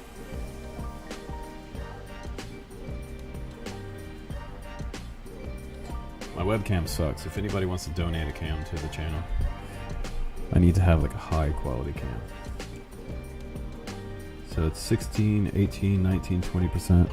Usually takes a couple minutes to update. And then when it does, this is going to go green for solid connection. Right now I'm running like a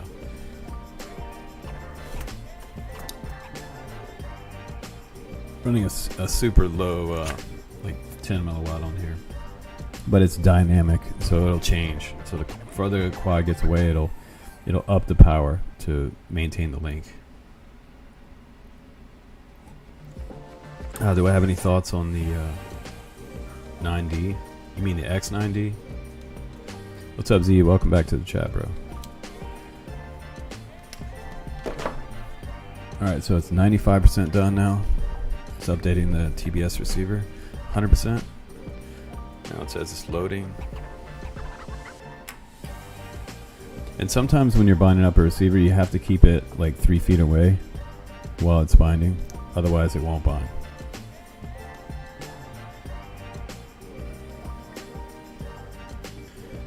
Alright, man. Thanks for hanging out, bro.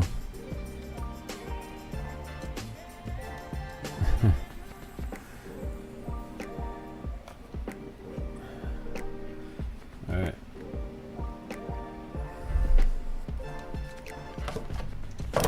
So I'm going to restart the radio. Receiver still connected. Yep, receiver still connected. That's right. Now it says failsafe. It's red. Let's start it back up.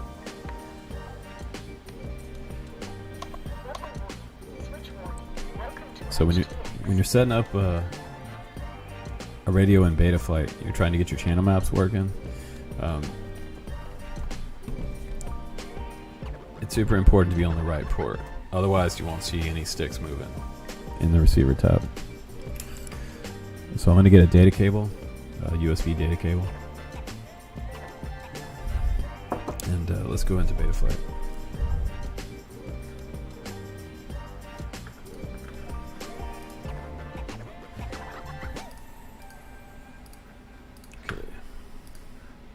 While I'm doing that, you guys can peep this page right here.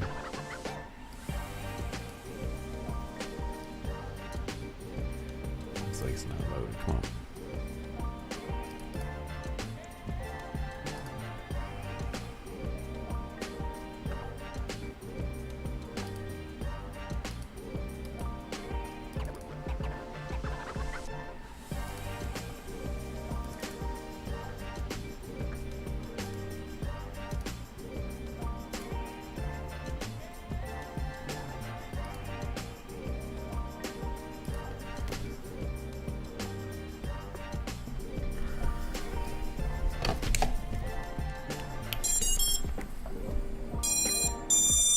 Alright.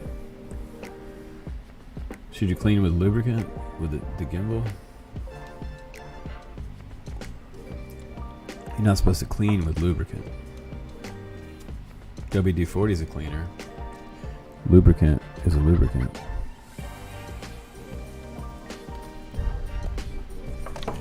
Alright. But you shouldn't use WD-40 around electronics. Fuck some stuff up. Alright, hold on. Senor.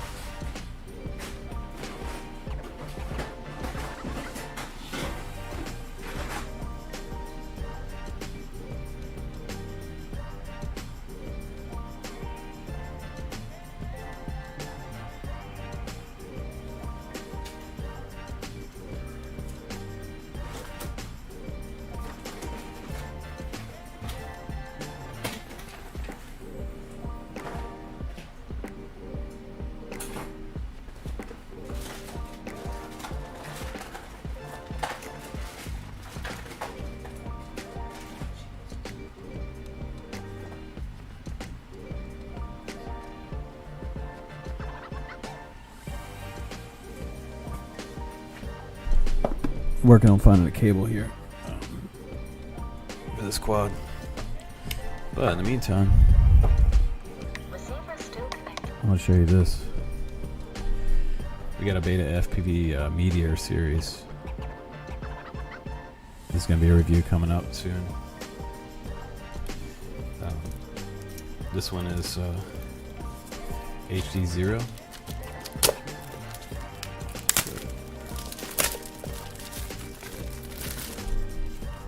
New. This one has the LRS built in, SPI. For those that don't know, SPI is just built into flight controller. Which is cool. There's debate whether the SPI has the range that standalone receivers do. But now we get a 2S battery in here. 2S 450. Haven't flown any of these in a while. With an XT30 on there, baby. That's what I'm talking about. We got a little adapter here for betaflight. It's cool. Converts it over to USB-C. It's a little tiny JST to USB-C. WD-40 Western digital hard drive. Is it? I don't know. Ooh, I got 2 batteries in here. Oh, 3 batteries. Let's go. I guess they're included in 3 batteries with this because you know what? This looks like a production one. It had the plastic wrap around. It's not a prototype. So 2 more 2S 450s. Man, I freaking love 2S. 2S is a lot of fun. Way under 250 grams. Can't see. I think these are 1103 motors too. It's like the micro brushless sweet spot. So this is cool. This is HD Whoop. Whoops are becoming HD, which is crazy to me. I mean, I've been flying these since they were cheap, ultra cheap AIO analog FPV cameras. This thing is pimp. Pimp. Got a camera mount in there? What the fuck is that? Let's see.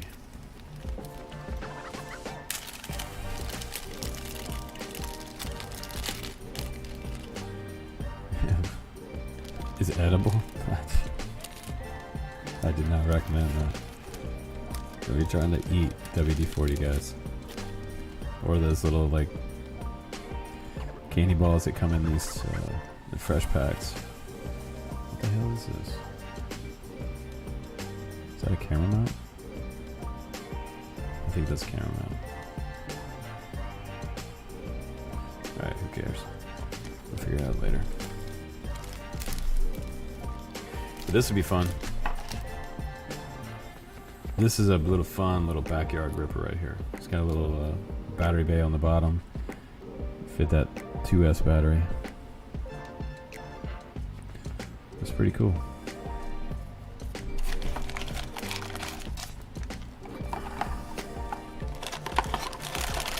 Right.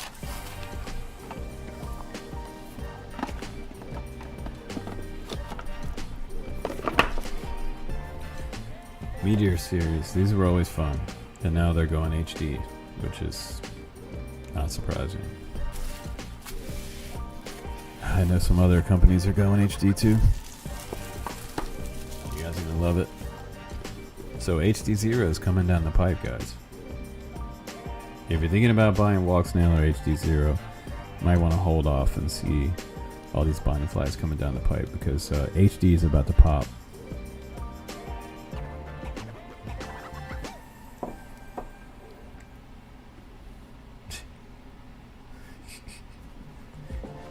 WD-40 boy.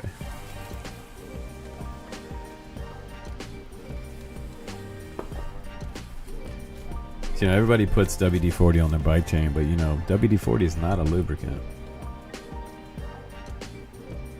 I'm Justin Davis. You're gonna learn something today. WD-40 is not a lubricant. WD-40 is a cleaner. You need to have chain lube for lubing your bike chain, not WD-40.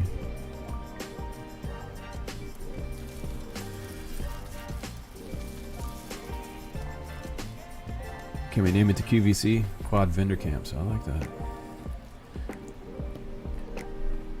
Just calling it quad shop. Uh-oh, Mrs. Camps. Here she comes. You guys be quiet. They're talking about WD-40. You know, guy stuff.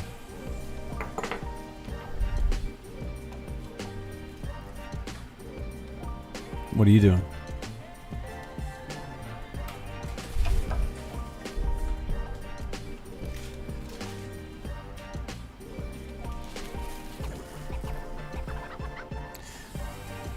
Yeah, Z, you're right.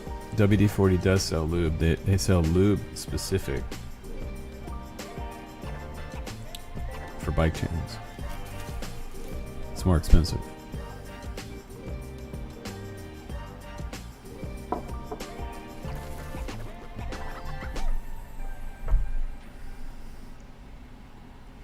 Let's check out this music volume.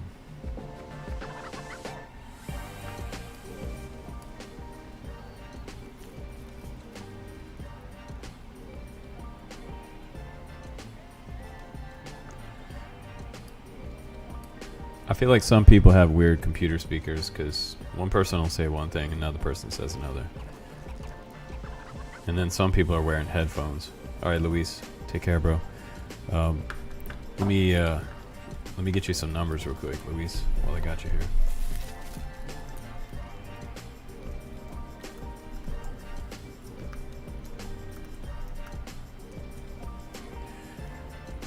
Luis was wanting the price on something, so I'm gonna drop you a price, Luis, right now.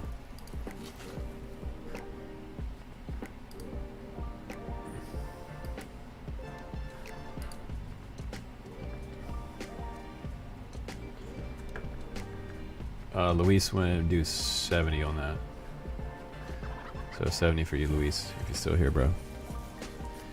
$70.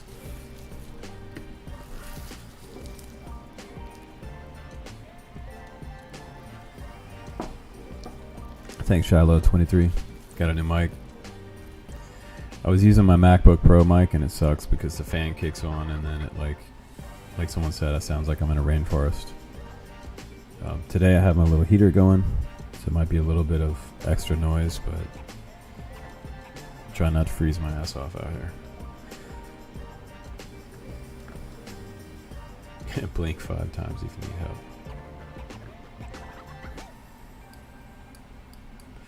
You missed the whole thing, John D?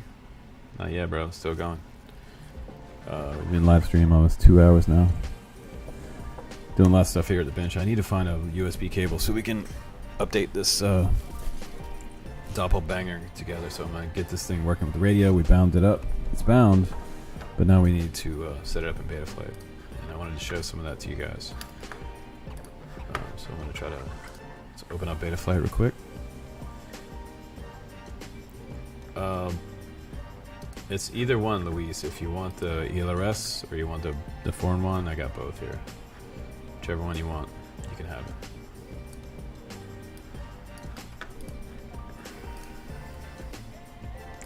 Whichever one fits your needs. Alright. Betaflight's open. Let's see if I can add extra source here without shit crashing on me.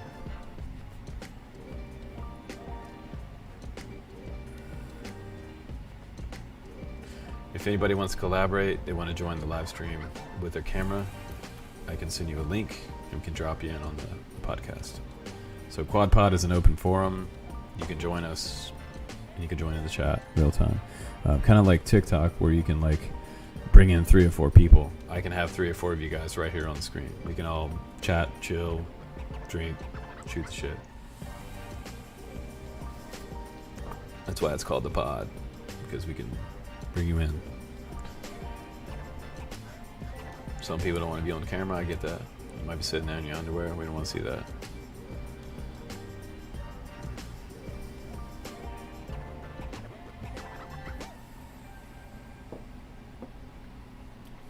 Cool. Well, you can put an ELRS module on this 4-in-1 if you want. It's got that module bay in the back. Let me see. Yeah, it's got the... This is the Nano module bay. Yeah. I've been dropping a lot of stuff on the bench today, so I'm not going to hold this thing very long. Alright.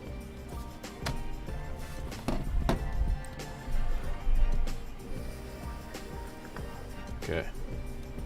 No phone number? No, you don't need a phone number, dude. If you want to join the live stream, I'll send you a link in your email. We just need your email. So you can email me if you don't want other people to know what your email is. Email me at dronecamps@gmail.com if you want to join the podcast. Okay. Do some quad talk. FPV talk.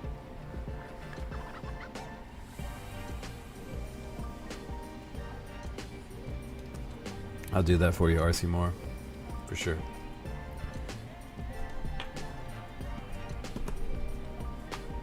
Alright.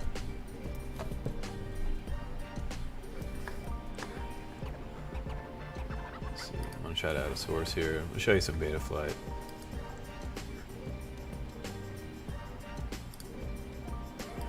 Application.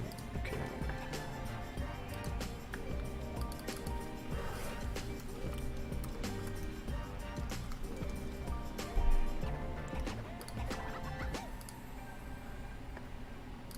There we go.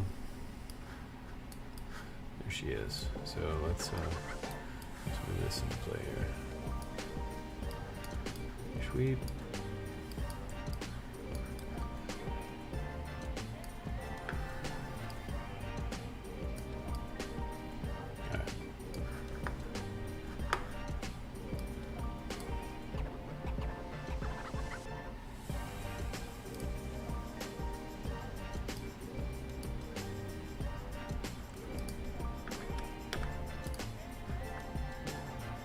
Alright, so now I'm gonna find a cable. I gotta go freaking look for a cable. I got a million USB-C ones, but no Android ones sitting right here. USB, old school.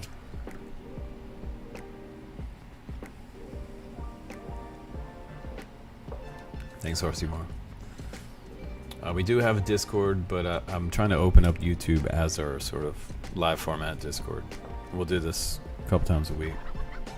Quad pod. So just like in Discord, we can add you to the live stream with your camera and your audio. So you can do live chat right on the screen, bro. Okay. I'm gonna go look for a cable, guys.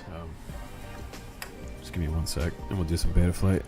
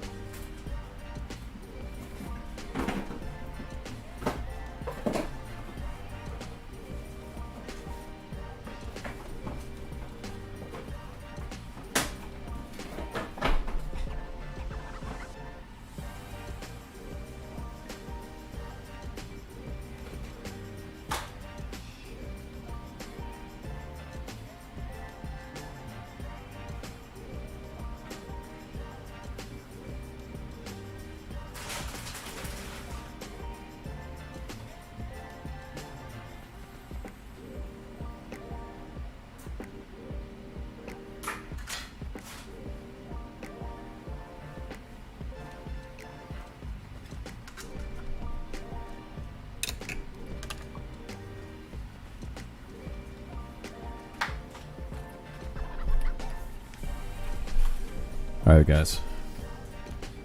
So let's get this connected.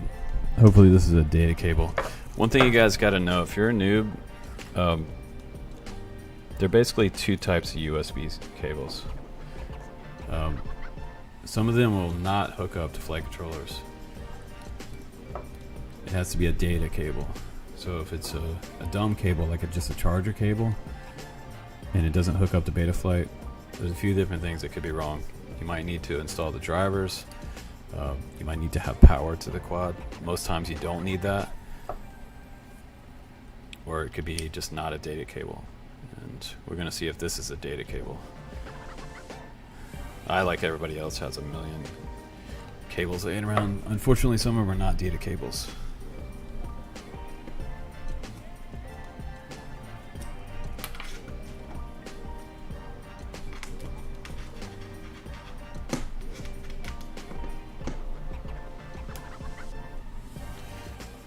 And it looks like this one's not a data cable. That sucks. Piece of shit. Like, if it's not a data cable, I want to throw it away. Definitely don't need any dummy cables laying around.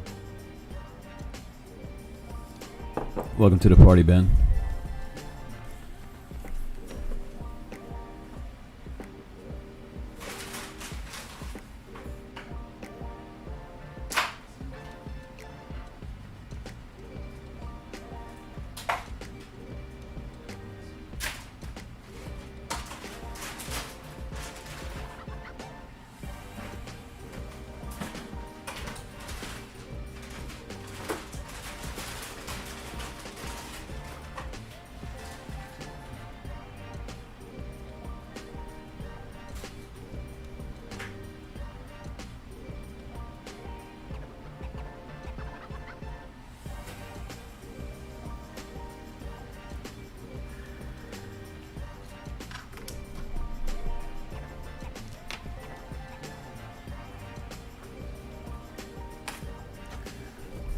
Okay, so I have another cable. We're going to try this one out. Let's see if this one hooks up. This one I think I've used before. And usually I mark them A or C, like Android style. Alright, this one hooks up. Good. So you'll see a little light on the flight controller. It's going to light up. And then sometimes you'll see a light on the receiver. If it's a powered USB port, sometimes it'll light that up. But it also depends on the receiver. So sometimes you can plug in a battery and see your sticks moving. Other times, you don't need to. But if you don't see your sticks moving, the thing to do is plug in a battery. You can plug it in with the USB cable still plugged in. It's not going to hurt it. Right now we're going to check. We're just going to go inside Betaflight. Go ahead and connect. And let's do this. I'm happy that I found a data cable. Alright. So, first thing we need to do to check is just go to the receiver tab over here on the left hand side. I don't see anything moving. You can move your sticks. Nothing's working. Okay, so it is set to receiver to UART, serial UART. And crossfire is always going to be on the serial port in the ports tab. So CRSF, that's right.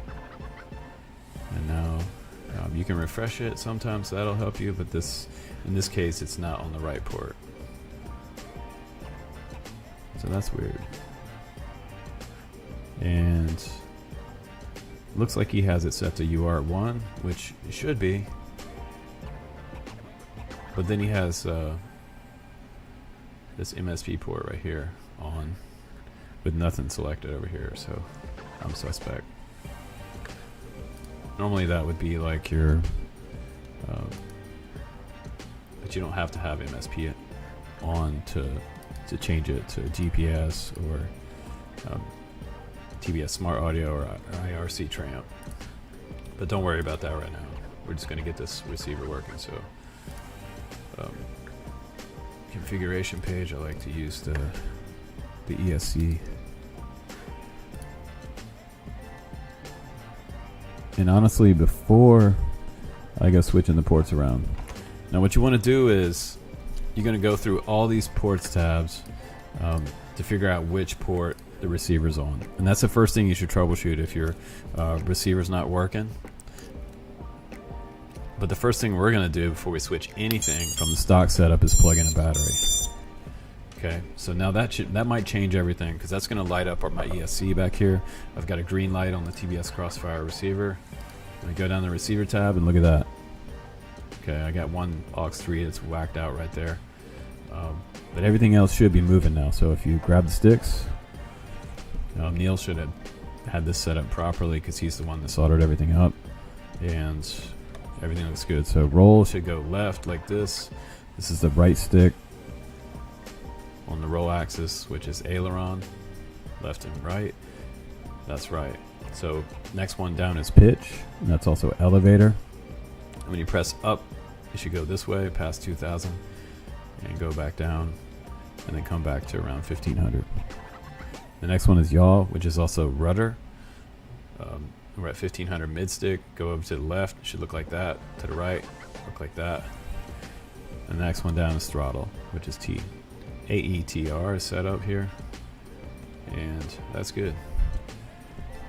Now the reason that my aux 3 is tripping out like that is because I got a broken switch on my radio, and it's stuck in that open position. When you start up your radio, you should push the switches all the way away from you, and they should look like this in Betaflight.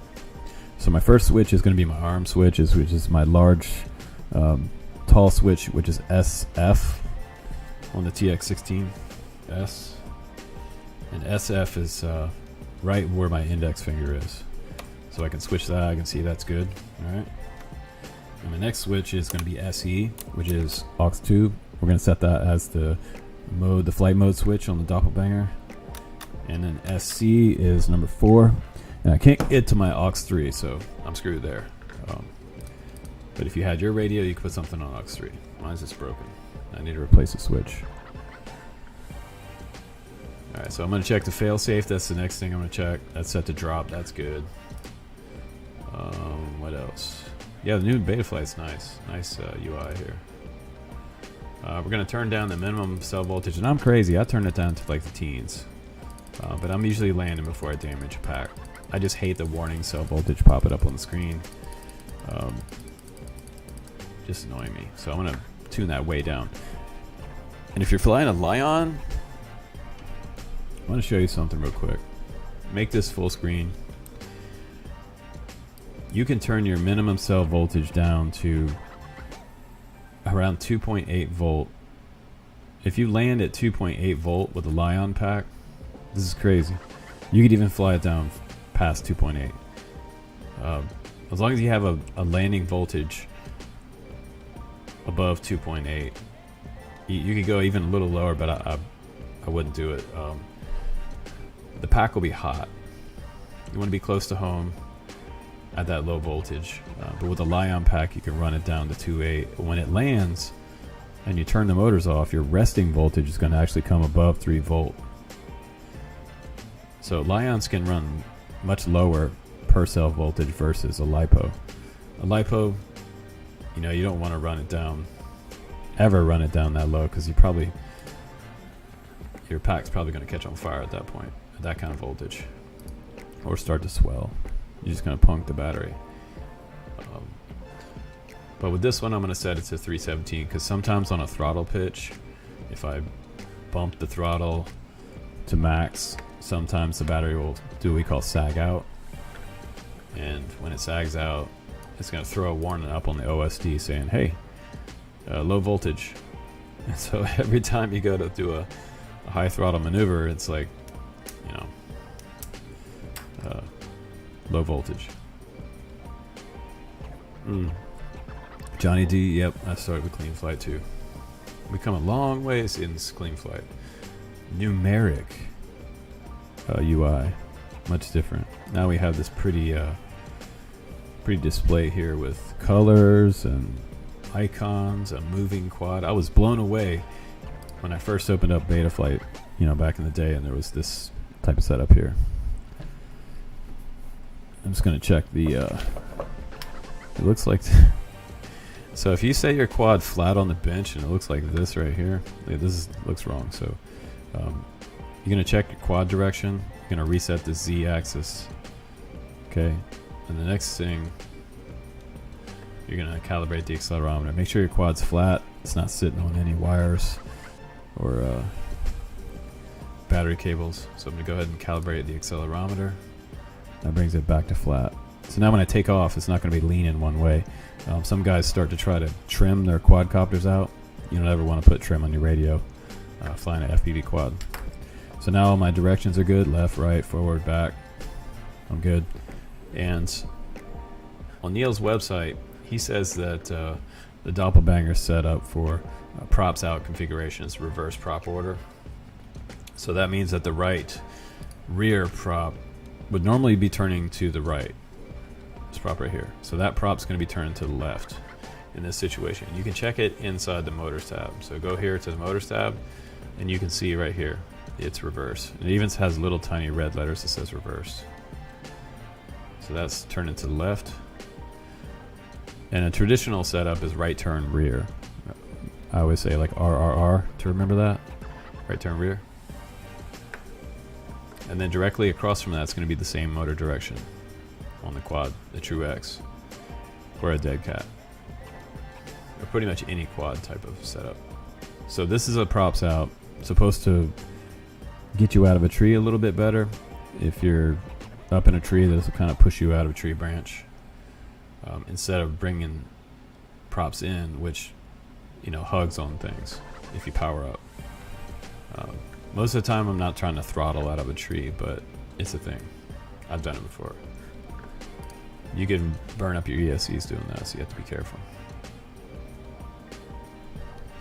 No, my DJI unit's fine. It's not hot. It's in automatic cool down mode. So when it's in that, it switches to 25 milliwatt. And because DJI knows most of you guys, before you register things, you're gonna be updating. I've had them overheat during an update and crash, so you gotta be careful with DJI that you're not running 700 milli on the bench. You'll burn up a VTX. Same thing with analog too. You don't want to leave it sitting there on the bench. And that's what I worry about with the O3s. We're going to find out about that coming up too.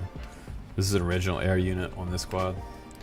But once you have everything here, looks good. We're just going to check the configuration real quick. You can hit save and reboot anytime. We don't have GPS on this one, unfortunately. Everything's zeroed out for the board sensor alignment. Power and battery is good. Failsafe, presets, not going to do that. PID tune.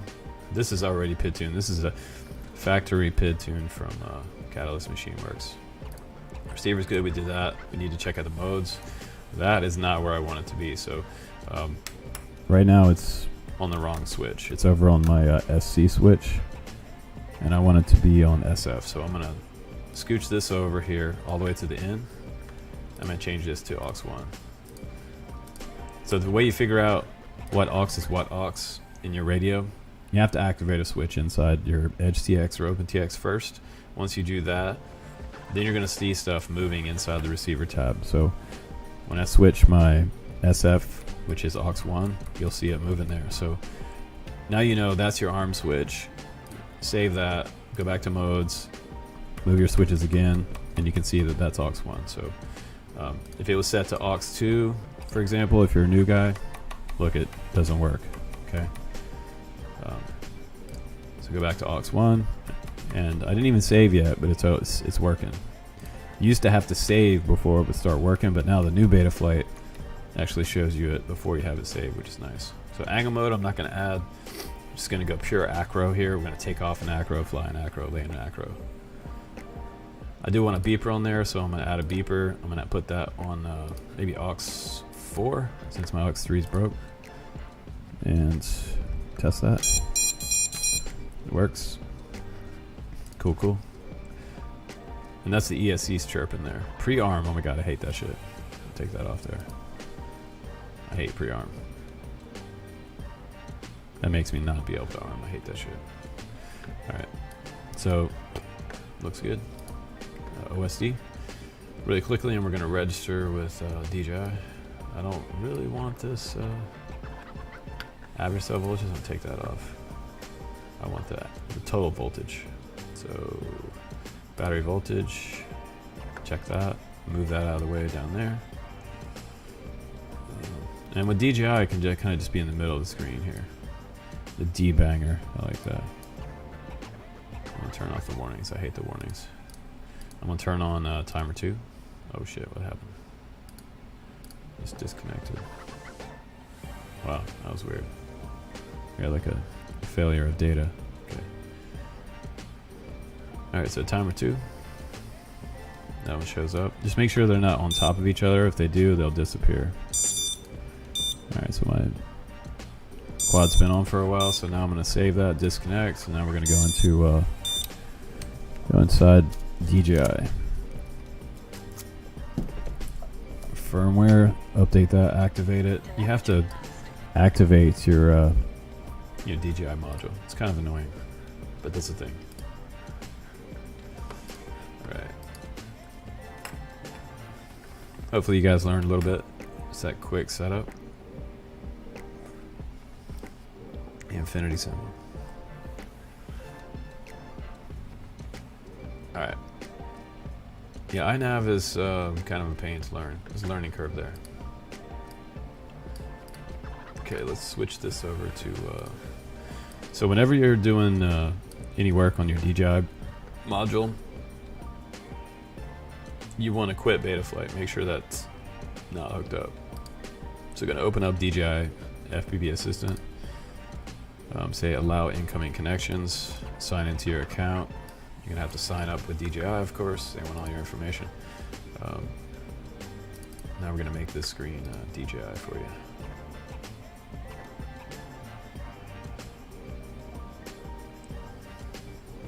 How are you guys doing out there?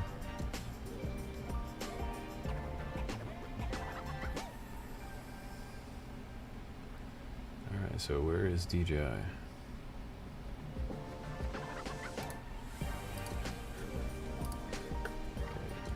Let's see, I'm gonna hide this one.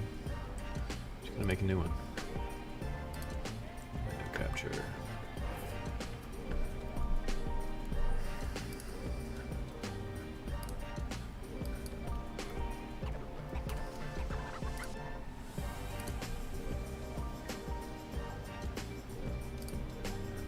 Here we go.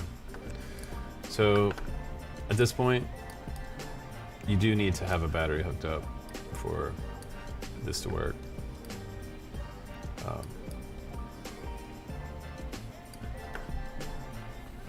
DJI.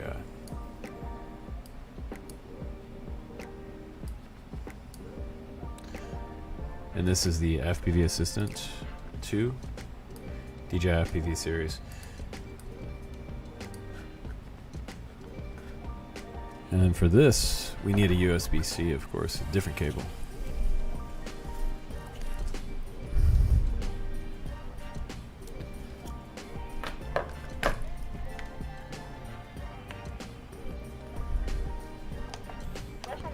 All right, turn on the radio.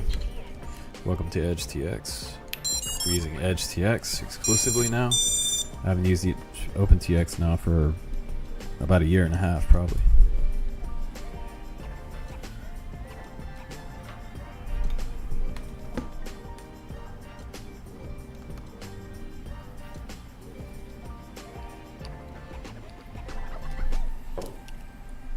Right, so you're going to sign into your account, use your USB-C cable with, what if this thing's already registered? Nope. Okay, maybe it is. So let's go ahead and click on DJI FPV Air Unit, and let's pop in there. Should load up. Got a battery plugged in. Alright, it wants me to do the new firmware. I want to cancel that because I do want canvas mode. I may have to update. I'm probably going to use this with my DJI goggles too as well. Fuck it, let's update. So this doesn't add remote ID, by the way, if you guys are not wanting to have remote ID on your quad at this point. The Air Unit and the O3 have nothing to do with remote ID. So remote ID won't be coming to the O3 or the Air Unit or the Caddx Vista. So we're just going to upgrade this since it's going to add canvas mode. And what canvas mode is, if you don't know, canvas mode is for Betaflight OSD. And we don't know yet that it works with iNav.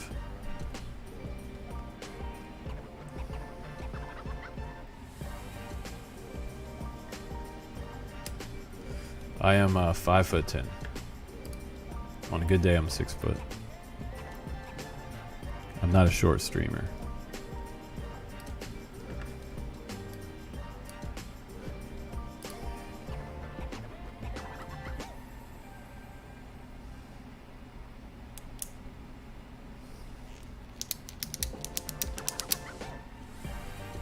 I'm average height. All right, so we're updating there. It's telling us that it'll now work with the DJI FPV Remote Controller 2. There was some problems with that before, where if you disconnected from the O3, all of a sudden you lost DJI Remote Controller link for 5 seconds. So that's not good. Quad's tumbling to the ground at that point, unless you have GPS return home on it. Which if you're doing long range, you should have. So I'm stoked also that canvas mode, which is Betaflight OSD, is now available in the goggles too. Sweet, sweet. I'm going to do that. So after I update, it does say that it's not going to work with the V2 goggles anymore and my V1 goggles. So I can't use this doppelbanger on my old goggles, which kind of sucks. But I am selling my V1s. Anybody wants to buy them? It's around 200 bucks. I think I had them up for sale for $215. It was a crazy good deal for a pair of DJI goggles.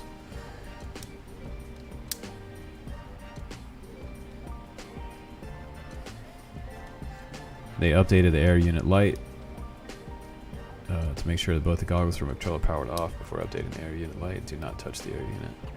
Yeah, we know about that. I like to lick the air unit. Okay. It says we can also manually enable OSD and set the PID parameters in canvas mode now. So that's fucking cool, right? That's fucking cool. That's a cool thing. Change PID in the goggles. Betaflight PIDs now available for changing inside DJI goggles too. Let's go. I didn't send out tracking number yet because when you ship the same day and you send out the tracking number the same day, it doesn't update until the next day. At least in our post office. Remind me of which quad you got, Z, or which product you got yesterday. I remember you got something.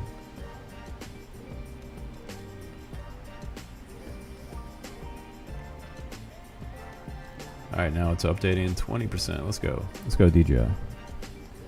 I'm going to put my finger on the air unit. Said not to, but I don't do it anyway because I'm checking the temp. My reach, bro. Bro, I'm like an ultimate fighter. I got a lot of reach.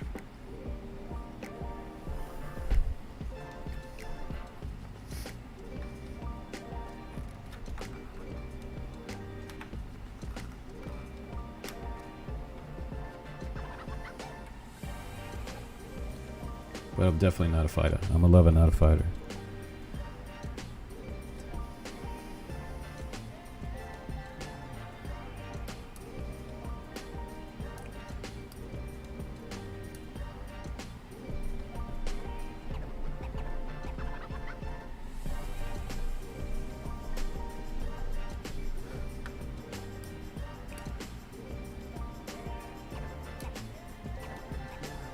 Alright, 46%. This shit takes forever, though. Man. So I was just watching that, the Paddy the Batty. You guys know about this guy from the UK? He's kicking everybody's ass in UFC. Paddy. Alright. 55, 60%. Let's go.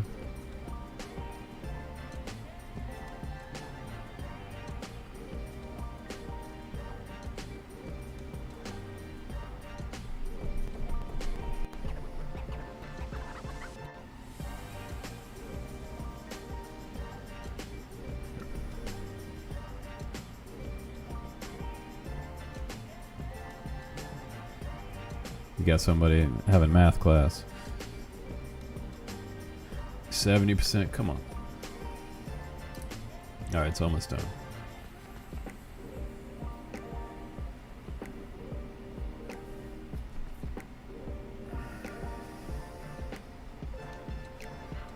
$77, $78, 79. Come on, baby. So next thing you have to do is you have to link this up with your DJI goggles. I have the goggles 2 here, so I'm going to link that up. And I'm going to check my OSD. If the OSD is not working, that means I need to do some ports work. I need to enable a port, but I think that Neil already has the port active. So I think it's on UART 2. So however your DJI signal cable is linked to your flight controller, which port it's on, that's what you have to select to get your DJI OSD working. Otherwise known as canvas mode now.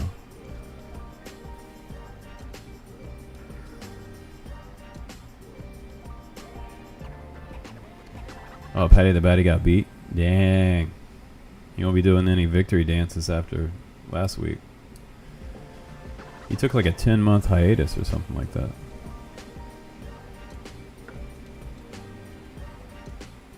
Why are you guys talking about 100% minus 10%?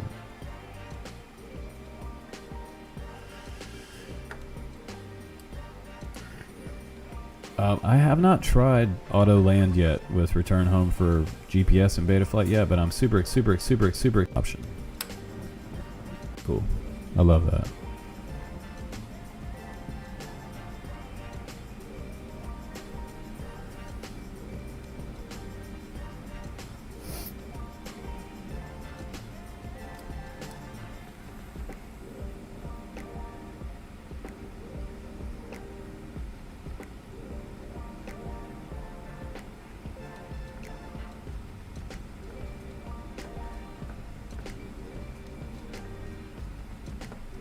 Alright, it's updated, so let's go back now and let's check.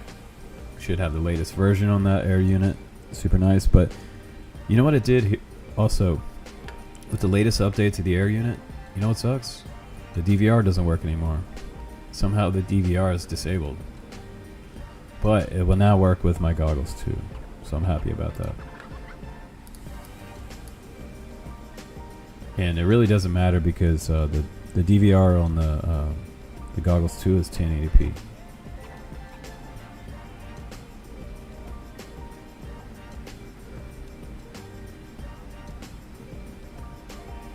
Okay, Z Monster, I'll box up your shit right now.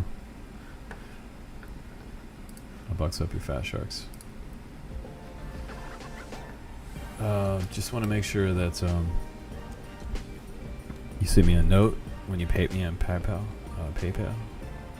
How you say that? PayPal. No drinking today for me. I'm taking a break. Alright. Let's disconnect this before it does burn up on the bench. Cool. Alright, that's ready to go. We need to charge some batteries. Are you guys charging up batteries right now? Or are you going to fly anything today? What are you flying?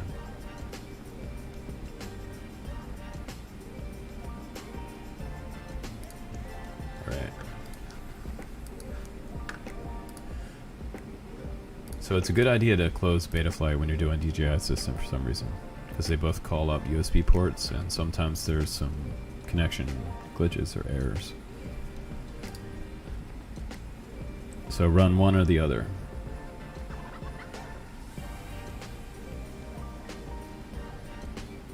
Alright, Z, as long as you send me your address, that's what I need. Need your name and address.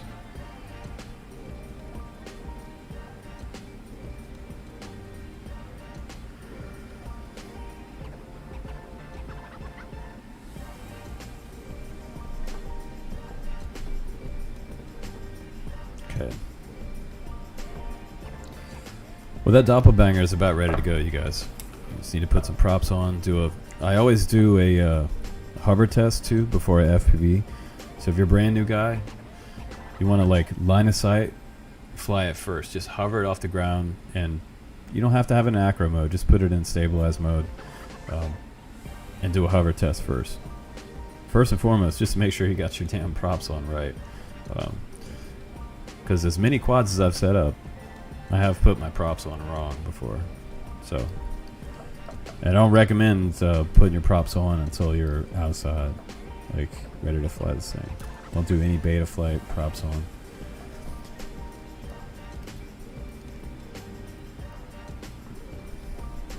Don't worry, Z. Z, where do you live? Where are you from?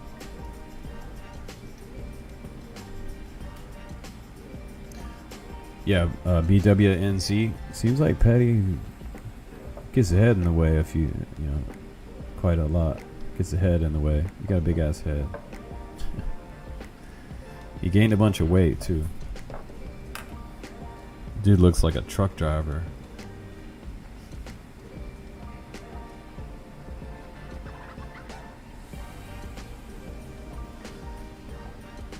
Oh, you're in Florida. Okay. Let me just check your payment.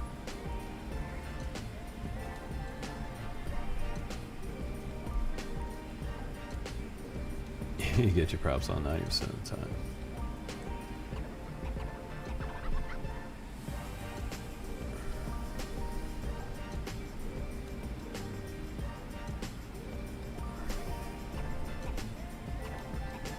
Alright.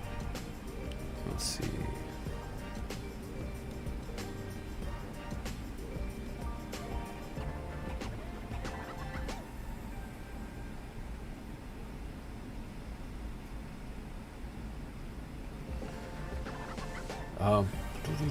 So I'm going to throw up on the screen what we had left over from yesterday.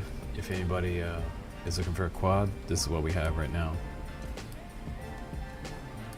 And I had a hell of a deal for my DJI FPV goggles. These are my V1s going up.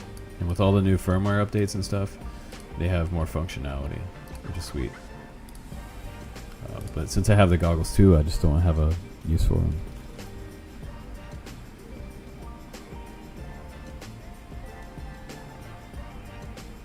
Alright, your what's your last name, Z?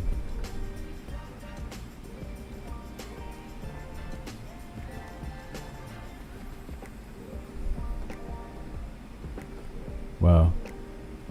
That's a lot of weight loss. See, if I lost 50 pounds, I don't know. It would not be good. I would weigh like what Miss Camps weighs. But not quite that light. Miss Camps is 100 pounds. On a good day. She's mini.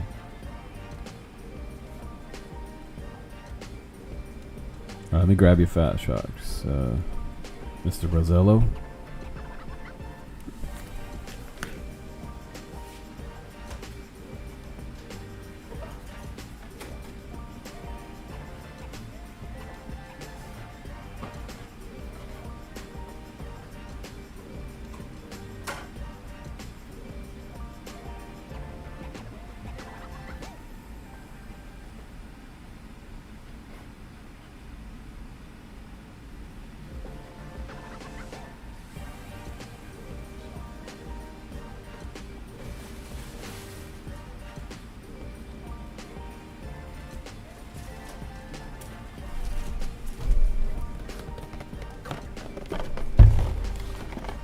Alright, bro.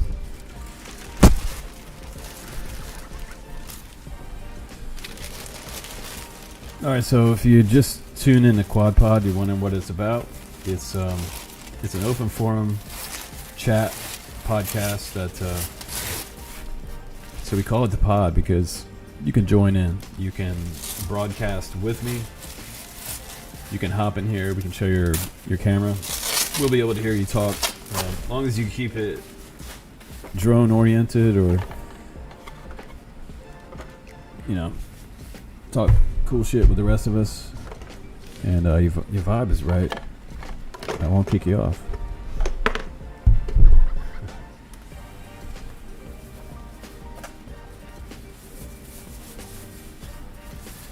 So, Mr. Rosello, I got some extra pad in here for you. I'm gonna wrap them up nice and snug.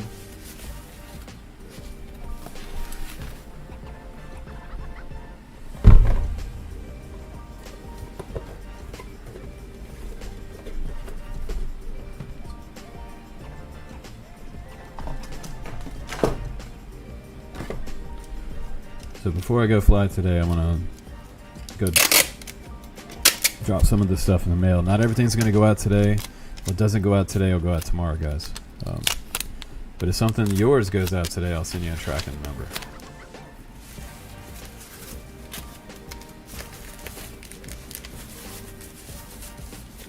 Packed with care.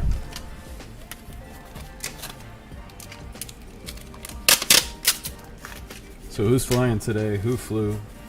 Anybody fly? Is it sunny where you are? Fuck you.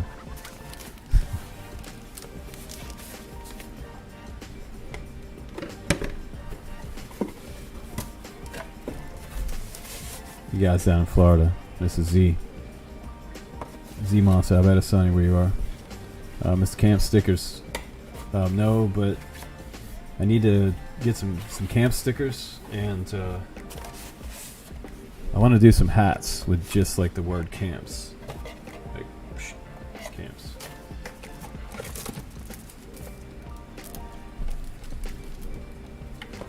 I'm in the mood to like shorten everything these days. Super sunny in Miami. God dang it. I want to be in Miami. I want to be in the... You know where I really want to be, bro? Mr. Rosello. I want to be in like Ala Mirada. You guys know where Ala Mirada is? That's where I want to be. I want to be down there with all my kite gear and Mrs. Camps sitting on the beach, waiting for the wind to come up, go kiteboarding, and have some drinks. Last time I was down there, I was kiting on Ann's Beach, having a Corona while I was riding.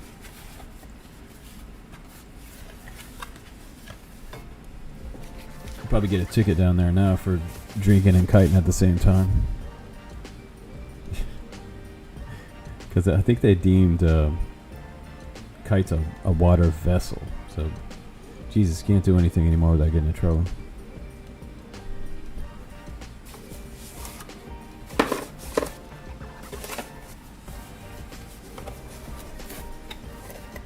Can't even fly a drone. Am I right?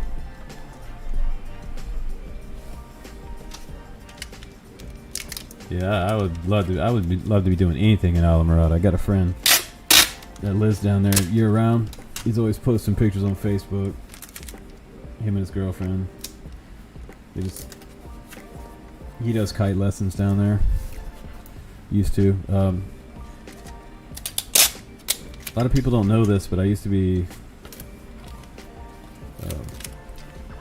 professional kiteboarder. And by professional, I mean I got free gear. I didn't compete. I was in magazines and stuff with other people, but I wasn't a pro competitor. I was a sponsored kiteboarder by Slingshot and Nash. And one of my original sponsors was Red Bull down in Georgia.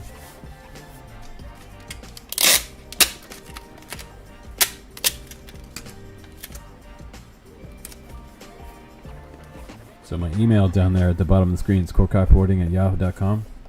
That was my original company name. And so I was the first. I used to have a website called Core Kites and corekiteboarding.com.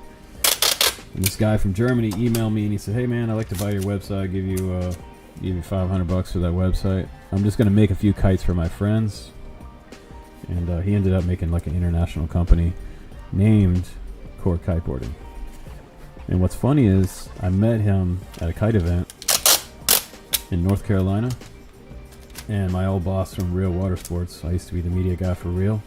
I did all their instructional DVDs, and that's how I started drone camps. I used to teach and do media instructionals, DVDs, YouTube videos for learning how to kiteboard. So I've always been kind of an instructor type of person. So teaching people how to fly drones just hand in hand with kiteboarding and kite camps. And so it became drone camps. And that's how we started that. But I was at this party and this dude walked up. My boss is like, "Hey, Core Kiteboarding meet Core Kiteboarding meet the original Core Kiteboarding." And he pointed at me. And the guy was like, "Oh," because all of a sudden we were face to face at this party. And the guy had told me, yeah, I'm just doing a. I have your address here in PayPal. If that's the same one, Z. That's kind of funny. I don't have any resentment over that. He has a successful company, which is cool. It helps out the kite industry. And core kites are everywhere. Guy came up to me in Hood River, last summer sometime, and they were doing a demo. And the guy walks up to me, hey man, you want to fly this core kite? And I was like, no. I was flying a slingshot.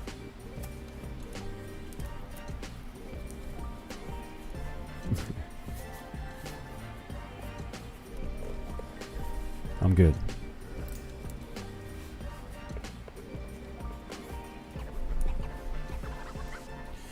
Yeah, but I thought about doing a live stream. We could live stream from the gorge on a day when Ms. Camps and myself are out there. I could probably live stream from my phone and take you guys out kiteboarding, some FPV live stream kiteboarding. That'd be crazy. On the river. Super crazy and gusty out there, but maybe I could get something hooked up to where it could be, I don't know, can you live stream from a GoPro nowadays? My Hero 10, will that do that?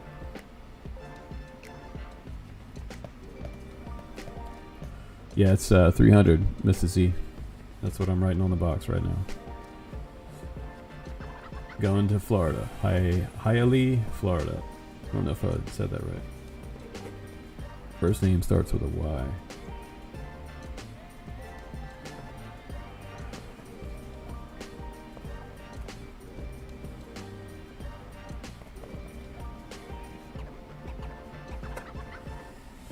That's cool. Kiting for me, it's kind of like everything all combined in one. I grew up surfing. I love surfing and skating, and flying a kite is fun. It's kind of like doing something like RC related. You've got to control this kite and fly it while it's pulling you around on the beach. So it was kind of like sitting in an RC airplane being dragged around the beach. Super fun. And then you put a board under your feet and you're flying across the water.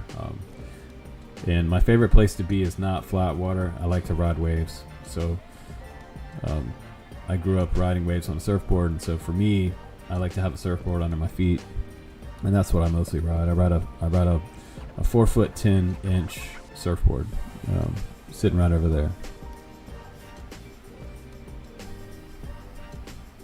It's a KT surfboard. If you guys know who KT is, he's on Insta.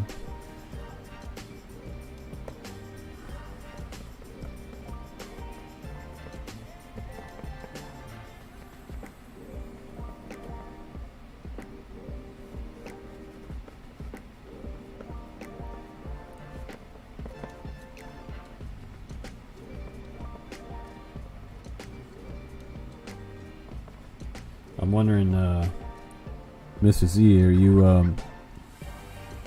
in a small town in Florida? A Rusty 510? There you go, bro. I love it. I'd kite with that. I used to kite with skimboards all over Florida because Florida has a lot of shallow water, and we would come hauling ass up to the beach, and if you had fins, you'd eat shit because your fins would drag and it'd throw you kind of fly swatter on the ground. So we were trying to ride wheelies across 2 inches of water and skirt across a sandbar and make it to the deep water and just keep going. Especially if you're running from a shark.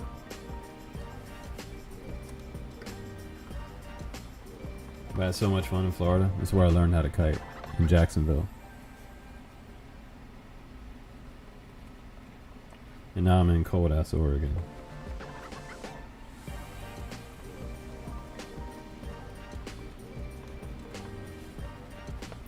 And I got a bro here surfs pretty much 2-3 times a week out on the Oregon coast, and he's surfing right now. It's cold as hell out there, but he's hardcore. But he's also 21. I'm not 21 anymore.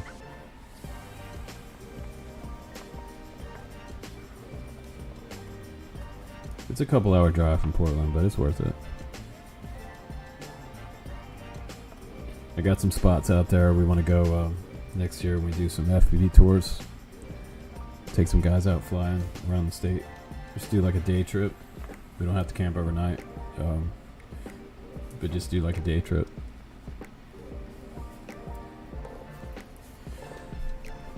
Alright, Z. Yours is it's boxed up.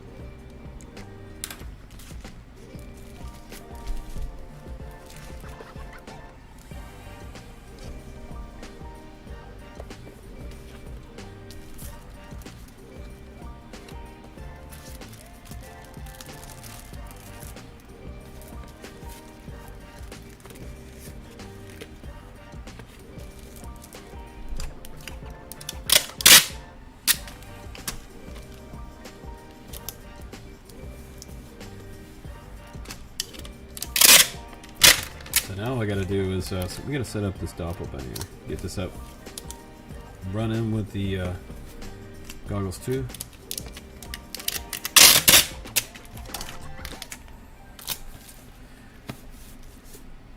So on the bottom of your box, Z, is gonna be your Fat Shark stickers. I'm just kind of taping them the other way. Facing the other way on the bottom of the box, so I forgot to put them in the box. I don't want to take all the tape off. So just run a razor blade around this, and you got your stickers in there, and Fat Shark card, as well as a little lens cleaner in there as well. So all the stuff that Fat Shark included, and the antenna is also inside the box. So cool, got a stack of stuff to go out today. One last thing to do on the bench with you guys is link up the Goggles 2. I want to show you guys how to do that. No lunch for me today yet. All worky, no eat. Alright. Had some Cheez-Its here last night. They seem to have disappeared. Alright. See Goggles 2? Let's grab those.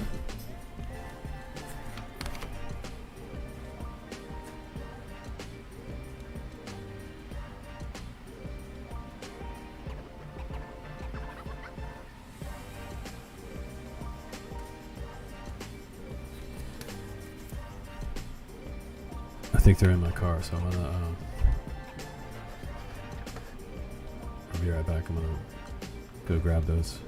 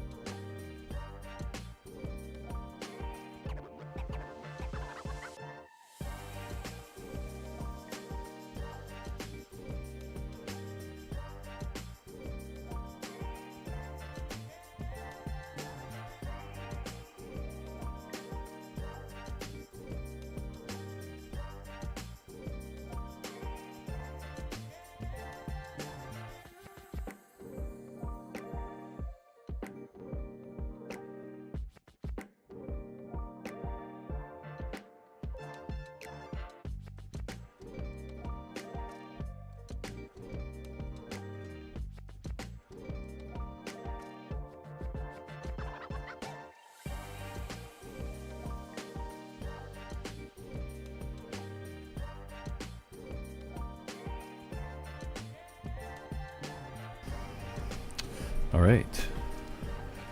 So what do you guys think about the audio? Sound good? New mic good? You might hear a little noise from my little electric heater at my feet. It's Oregon, so it's freezing ass cold here. All right. At least in my shop is this.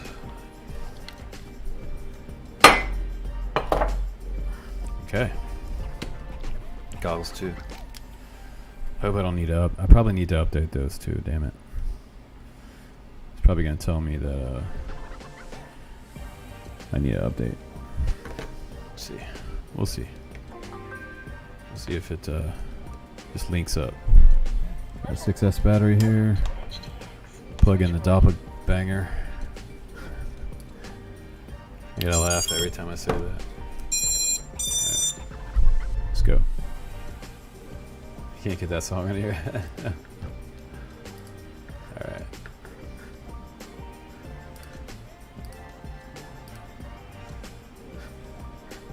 Right. Let's see. Let me hit the bind button over here.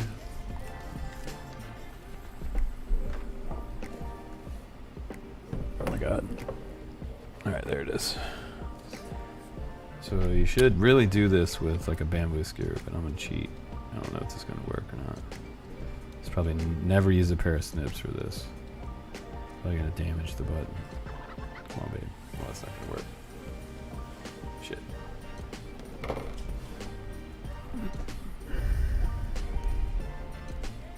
Damn it.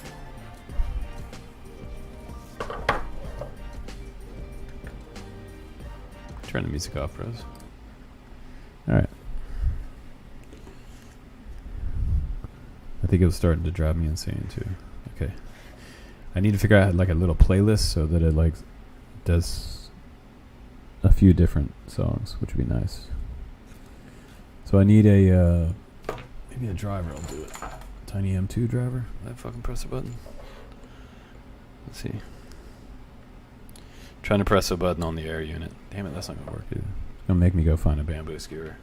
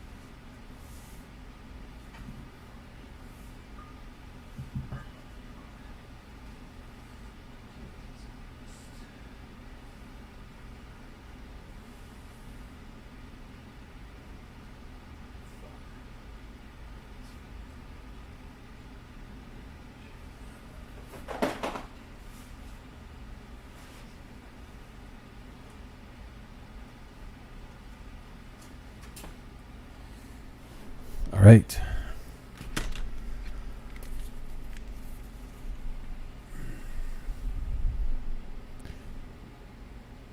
Is there a soft mount? I'll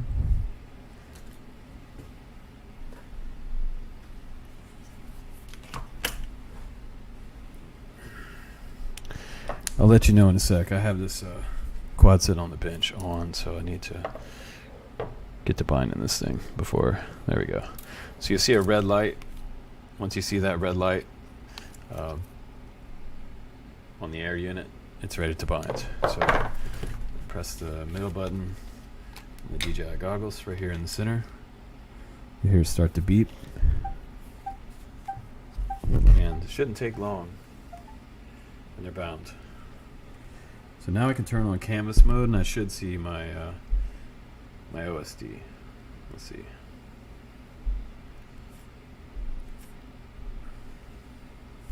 Looks like it's set up to 4.3.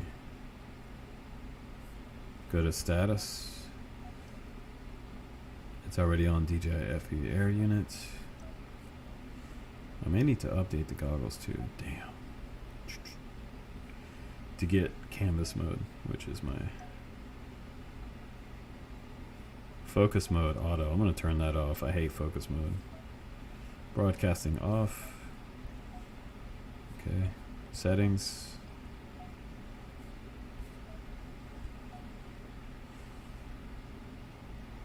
So auto low power state of the air unit. That's why I'm not overheating right now. I'm going to turn that off actually.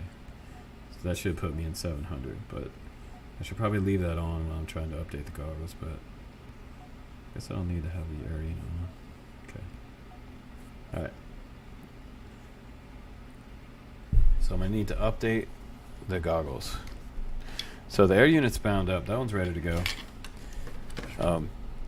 I'm going to turn that off. Turn off the radio. Receiver still connected. Yeah, we're pretty much good on the Doppelbanger. I got to charge up some 6S batteries. We're going to test that on. I'm going to do 6S 1050 milliamp and some 1300s. So these are Tattoo R lines. These are my battery of choice for all my 5-inch quads. It's kind of a standard go-to for me because you can see they're taking some serious abuse. I almost tacoed this one.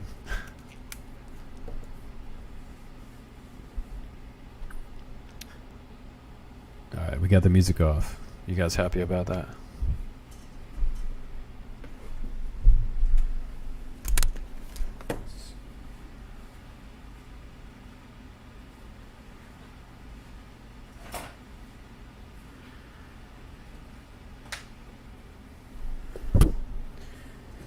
So here's the Acon. It does not have a soft mount with it, but you can convert this one. You can print a TPU mount, or you can buy one that would convert from a small mount to the larger style. So you can put the full size GoPro in here. But it does come with the smaller mount style. This is for D-case type GoPros. You can see that there. But let me check with a bolt. Let's see if I got one sitting here.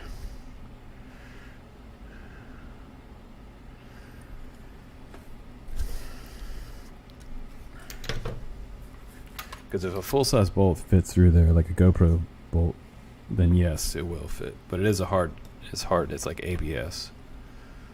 So it's not like a dampened mount. But your GoPro doesn't need a dampened mount. You can just mount right to it.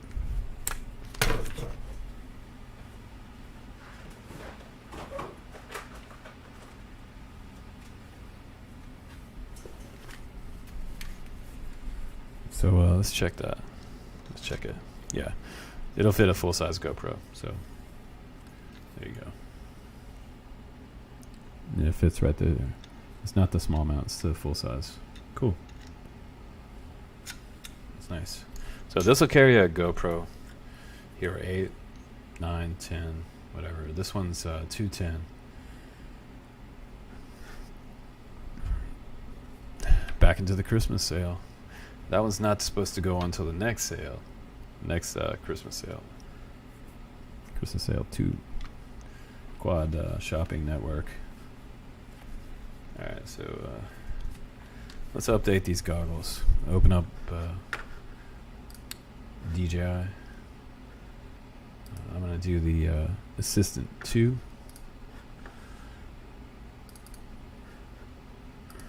Assistant 2 series.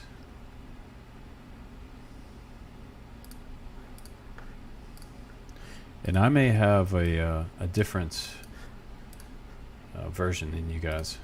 Maybe you'll have a different version. Let's see. I'm on the DJI does have me on the good list for testing out beta software, so I'll get the releases like Bardwell and the other guys to test out. Not supposed to talk about it, but I think a couple people messed up and talked about the last update. Alright, so there's an update for the goggles. Let me go ahead and do it. I feel like if I do that, though, it's going to make me have my phone connected to my Avata. I can always downgrade.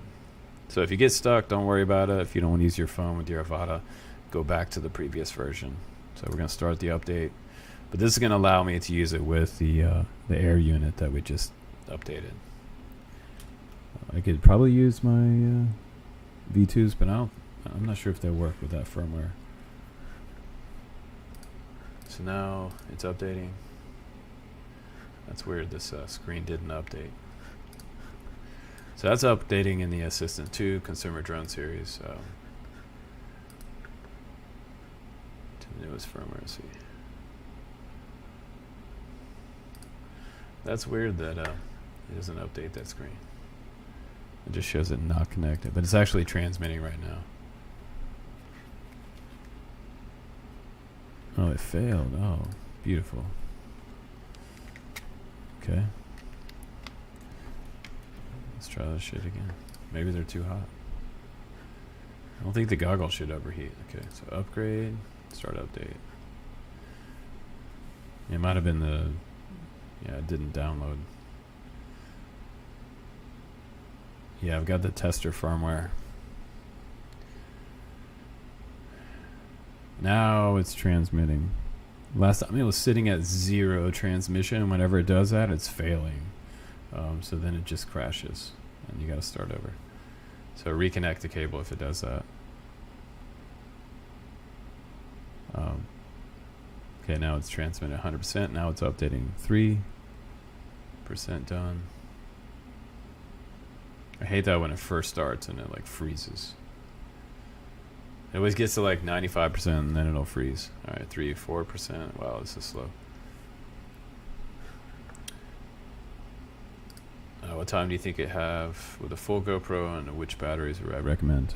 For the Acon, maybe 8 minutes flight time with a GoPro and something like a 6S 1500 battery. You can put a big stomping battery on here. It's 3.5-inch props. It's bigger than the Cinnabot 3.0 that I've been testing. So it's got a bigger wingspan on it. I want to say it's lighter. I really like these carbon prop guards too. I think they look slick. They look nice.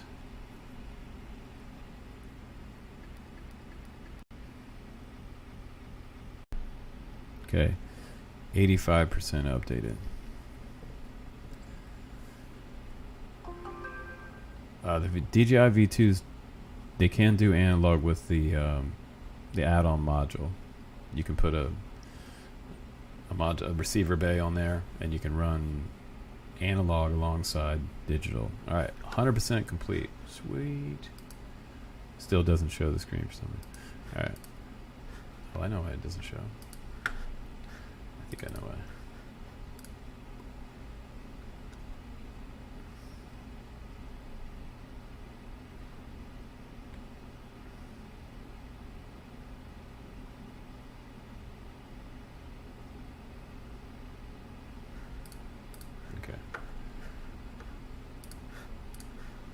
So cool. We're updated. Now it should do canvas mode. So let's check that real quick.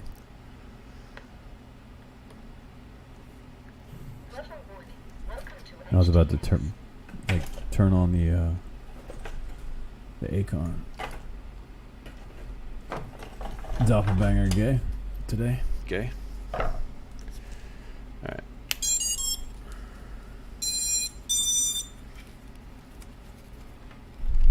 Disconnect the cable. Let's see. I'm gonna turn on canvas mode. Okay. Should give me camera control now too. So let's see. Switch warning. Right. Let's go.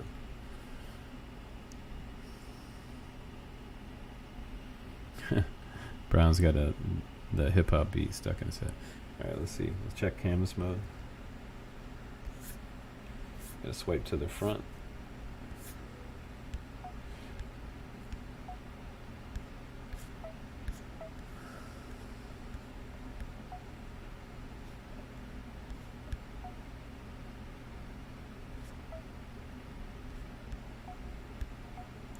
I gotta switch that to 16:9.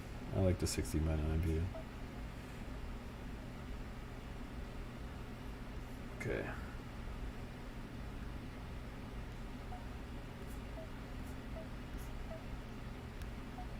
Let's go down to display. That's not it. About. Nope. Control.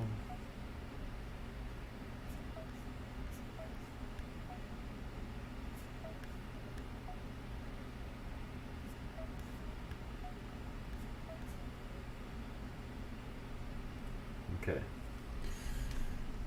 This looks good.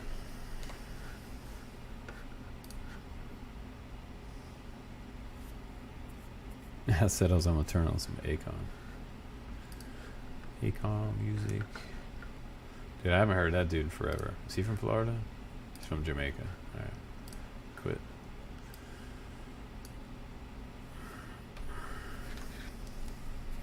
Alright, everything's updated. I just need to charge some batteries and go fly this thing.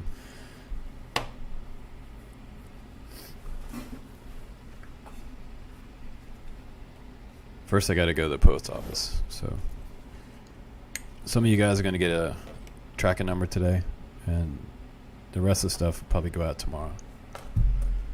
Telemetry lost. So right now your telemetry is lost.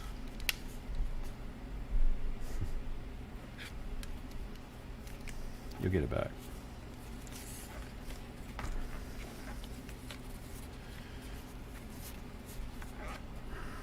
Infinity loops. Do you make music? You make loops? That's what we need. Some good beats. Ones that we can use that are royalty free. Royalty free beats. Alright. This is some whack ass shit out there. It's like free stuff. I pay for all my music though. It's an extra service that I pay for, so you guys can have like better music than YouTube provides us. The YouTube provided music sucks. It's like the most. First started using it when I first started this channel, and man, the YouTube music sucks.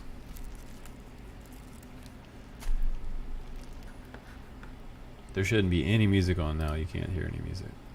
This is the music though. There it is.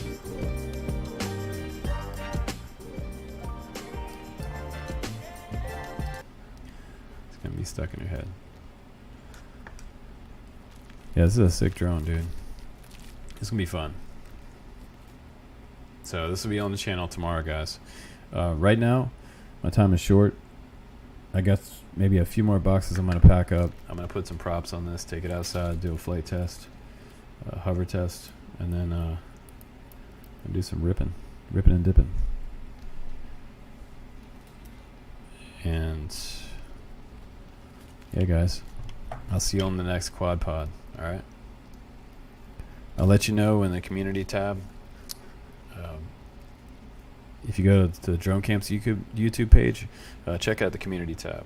So we post in there when the live stream is going to go up.